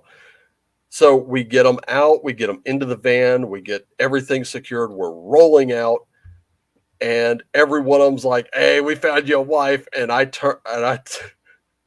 my partner's driving, thank fuck. And I turned around, I was like, the next one of you sons of bitches that I find out ratted me out, I'm taking your soul out and I'm putting it in a jar on my mantle. Am I understood? There wasn't another word spoken for the next 2 hours on the way back. This is why I tell you that story to tell you this, because one of the characters in Wretched is the New Black actually has that description, but she's a bit older and has been played by a friend of mine. And I'm like, you had to model your character after that, because when I told her about it, she was cracking up. She's like, I cannot believe that you got almost held hostage. And I'm like, I didn't want to be there. Because look, putting me in a place like that, not a good idea, especially with that staring me in the face. I'm like, no, dude, nope, get me out of here. Well, here's a quick story because it's fun. Fun stories to end up the show. That is a thing, as an example of my displeasure with the direction that things are going socially, because we are no longer allowed to have fun with titties. Let me explain. Oh my God, we're going here. I was at a convention playing a vampire, and a friend of mine, similar to yourself in personality, was there, and we were taking a minute because we'd been on our feet all afternoon. He is this very charismatic man with a receding bright orange red hairline, and he's got a ring in his ear like a pirate, and he has the very coiffed beard with a point. And this young woman that he and I knew, he knew her more than I did, clearly, was walking by, said hi, and decided to greet him. And while she was greeting him, she leaned over and proceeded to rub his face between her bounteous bosoms eagerly, and then was going to keep going. And I, perhaps more full of beans than actual intent, because I was immediately much embarrassed after I did this, said, "Oh, I see how it is," because I wasn't getting any. So she immediately turned grabbed me by the back of the head, pushed my face into her bosom, and proceeded to motorboat me back and forth, and then released me. And I was like, oh, thank you. Woo! Which is why I turned on the camera, because that's the kind of story that can only be done with visual aids. Visuals, yeah. And the best part of that story was we did me and that same officer did another trip later. We had an inmate who was in the welding shop. He was wearing safety goggles when he did this. He's chipping away at some slag from a weld, and a piece of that slag, just a very little tiny piece, ended up in his eye. Yeah, pretty horrific. Oh. So we took him to the hospital to get this thing removed, and we're sitting and holding with him, and we're talking about that trip. And I was like, I know my captain had given me a little shit about it, because like, how'd you like the trip? I was like, I'm not going back. He's like, this was a state job, so literally, even though you're working at one state institution, you could just literally be moved. They have to give you 2 weeks notice, but they will move you because you technically work for the state. You don't, you're not working for one spot. And he said, well, that's an awful disappointment, because in 2 weeks you're starting over there. I was like, you just got my 2 weeks notice. And he cracked up. He's like, you are bound and determined not to go back there. I was like, yeah, no, that's not a good idea. No. And we're talking about this, me and my trip partner at the time.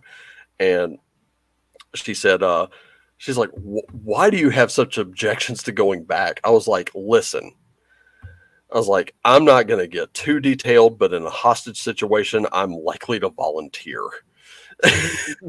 To which our inmate, who is sitting right next to us, starts cracking up. And I said, and he's like, I could just see it as they're dragging you away. Please don't tell my parents. I'm like, yeah, that's pretty much how it's going to go. I said, and the debriefing after that will not be pretty. It'll be like, and then what happened?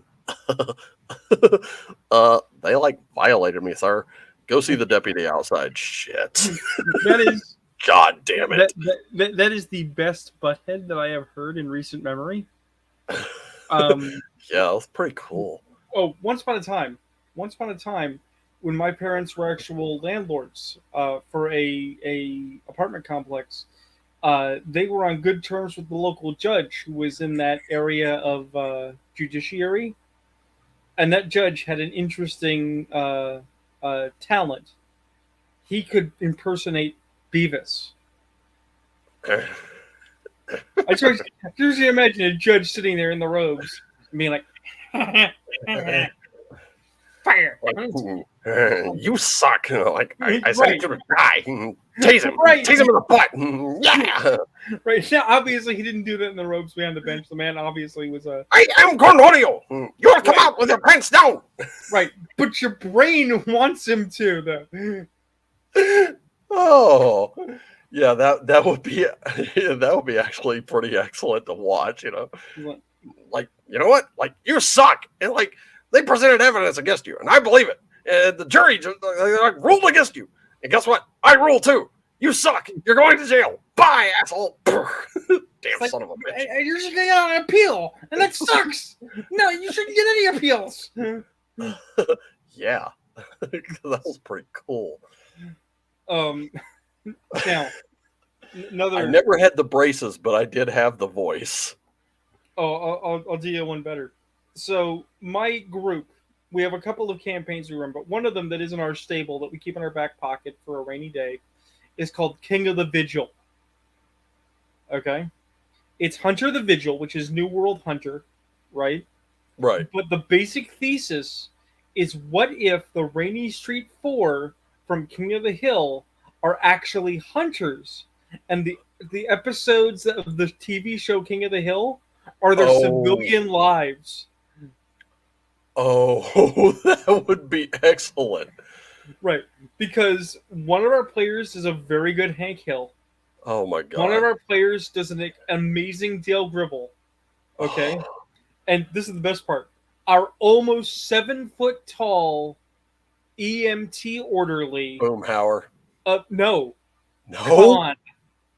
What?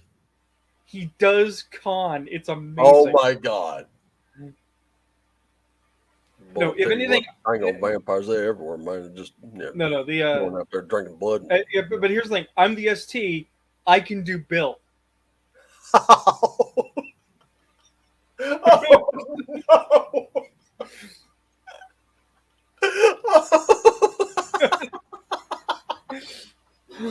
I'm already picturing. I'm hearing it. I know, right? Now there were certain conceits we had to put out. Like, for instance, Dale is not an idiot. Dale's entire shtick is a dodge to hide that he's a hunter from his family, right? So, for instance, It's his whole anti-government conspiracy Alex Jones shtick is a cover. It's a shtick for his actual anti-government Alex Jones my shtick. goodness! But Oh, the thing that is classic. I love it. But for instance, this means that yes, he does actually know that John Redcord had an affair with his wife and that Joseph is the real father. Oh, and he's not happy about it.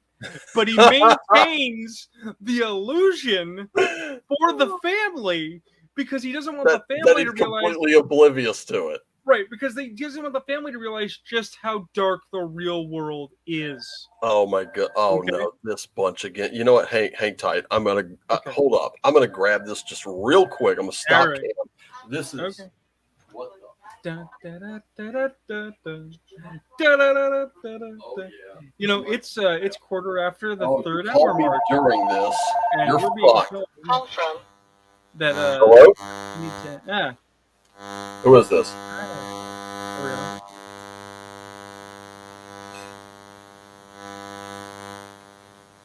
I was gonna say Sooner or later they're gonna answer. I'm hoping. Because hello. Oh yeah. Okay. Fuck you then, punks. These guys, look. These Medicare scammers have been caught. I am 44 years old. I do not qualify. Fucking stop calling. God damn. Oh, I mean, my mom's phone gets 17 calls a day, roughly, from telemarketers. But I wish it were only 17. I really do. But no, the winner is every time I get called by people trying to give me car insurance when I don't have a car. That happened to me.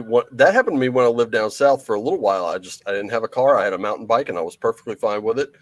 And these people would call me about the extended warranty on my car, and they would ask me for the make and model of my car, and my response would be, "Well, you tell me. You called. You know, you're so sure I've got a car. You tell me. What's going on?" I was doing internet radio at the time. I've caught a few of them and made them as uncomfortable as humanly possible. But the joke for King of the Vigil Yeah. was not the weird stuff, right? It was seeing how close you could play to type to the show as possible. And not just for the main staff, but for all the secondary characters as well. Gonna get, I reckon. Right? So, for instance, we had a plot. Fatherton Fuels was cutting into Strickland Propane's profits, right, by underhanded business practices. Oh, Fatherton. No. Well, what were those underhanded business practices? Well, he was bringing in what appeared to be illegal labor, right? Right. So they snuck onto his property to see what the labor was. Well, it was illegal labor, but it wasn't illegal aliens. They had a voodooist raising voodoo zombies and making them work on the propane tanks. Oh, that's amazing. So they had to go on the offensive as a hunter crew to take down illegal workers that were zombies. Oh boy. And after wiping them all out, well, you're not going to get in the way of me selling propane or propane accessories anymore. Oh no, the extra funny part was everybody had their preferred weapons or the preferred style of conflict, and Yeah. we really worked to figure out, like, what is everybody's relative skill set. Hank Hills, in addition to being the party face, because he's the most straight arrow up to straight up kind of Yeah, person, he's a straight guy. Yeah. and not a cop like Boomhauer, Right. he was the Mr. Fix It. So his weapon of choice was a homemade propane based flamethrower. I'll tell you, that's a clean burning monster hunt. Well, it's good, and it's good for the environment, I reckon. Shit. Well, Bobby rigged up the regulator here. Looks like he did a good job, but sometimes that boy ain't right.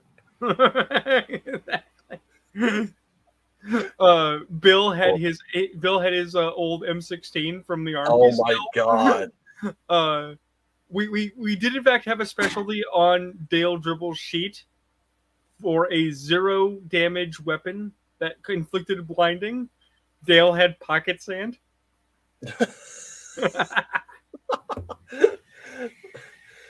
All right. Well, you know what? I think that's a good stopping point. Honestly, hold on to that one for the next one because I still want to talk about that because it's so cool. I just don't have any time left, and I got 2 more readings to do. You are the first person in recent memory to hear that and think that it actually sounded cool. I've met it does sound cool because I'm fascinated because I didn't think of it, and it was awesome. That are like, oh, I hate King of the Hill, but they're like, that can't be good. It's like, no, it's fuck it's off. Hilarious. If you don't like King of the Hill, you're a fucking fascist. There we go. You're a fascist, you're a communist, you're an istonophobe, and I can't be bothered with you. Get away from me. Yeah. And what would that be? Carpet bagging northern aggressor, and a scalawag to boot. Indeed, there we go. Got all the classics in there. All the ifs, the phobes, the scalawags, and the carpetbaggers. We got them all. God damn it! But I do want to close out by saying I really wanted to say this before. I just completely spaced on it. Everybody, I want to thank you for 3 things. Number 1, that GoFundMe that all of you contributed to. Thank you so much. Because that meant a lot, and it's going a long way. And that was for you, Joe. So yeah. Thank you, guys. Thank you all so much for that. With that in mind, just let me throw this in there because it's go ahead. The monies came through. I am in the process of getting my mom's death certificate. I had to get my birth certificate to get proof of relationship, so I can get the death certificate type process. As soon as that's all handled and I can be assured that there'll be money left over, I've got my mom's remains. She's come home. I'm gonna look into getting her a nice wooden box of appropriate size, and I will photograph it and send it to the backers so everyone can see. I'll put it on the Twitter so everyone can see before she is interred next to my father in a nice little place on the shelf. Just because, quite frankly, that is ultimately what, quote, you paid for, is people deserve to see that my mom was taken care of and that she's going to be comfortable where she is. I'm sure she appreciates it. Excellent. I know we all appreciate it because it was really huge. Those who even just reposted it, even if you couldn't contribute monetarily, you reposted it. That helped others see it who could. So thank you so much. Second thing I want to mention is congratulations to Victor on the successful Kickstarter for the Modern Adventurer's Guide to Guns and Gear. That is huge because that's his first ever Kickstarter. And extra special thanks to Victor for helping create that GoFundMe because that helped out in such a big way. And the third thing I want to thank everyone for is thank you so much for hanging in there with me through these technical screw ups, as big and as epic as they're ever gonna be. Because holy shit, that last Full Scale Friday video got fucked up, It looks like a badly shot Tarantino film. And those of you who watched it all the way through and hung in there and pieced it together yourself, I can't thank you enough. That means the world to me. Unfortunately, there's not really a good way for me to go fix that. But the thing it did teach me is, for some reason, the video editor is not listing the segments properly, so I am having to keep a little bit of an extra eye on it. So thank you to everyone who pointed it out and didn't get nasty about it. Just letting me know, hey, the end was at the beginning and it looked a little jumbled and I'm a little confused. Thank you so much for doing that. You guys really do help out this channel with any kind of comments, with any kind of shares, with any kind of subscriptions, all that stuff, even with just coming in and viewing it. It really means the world to me.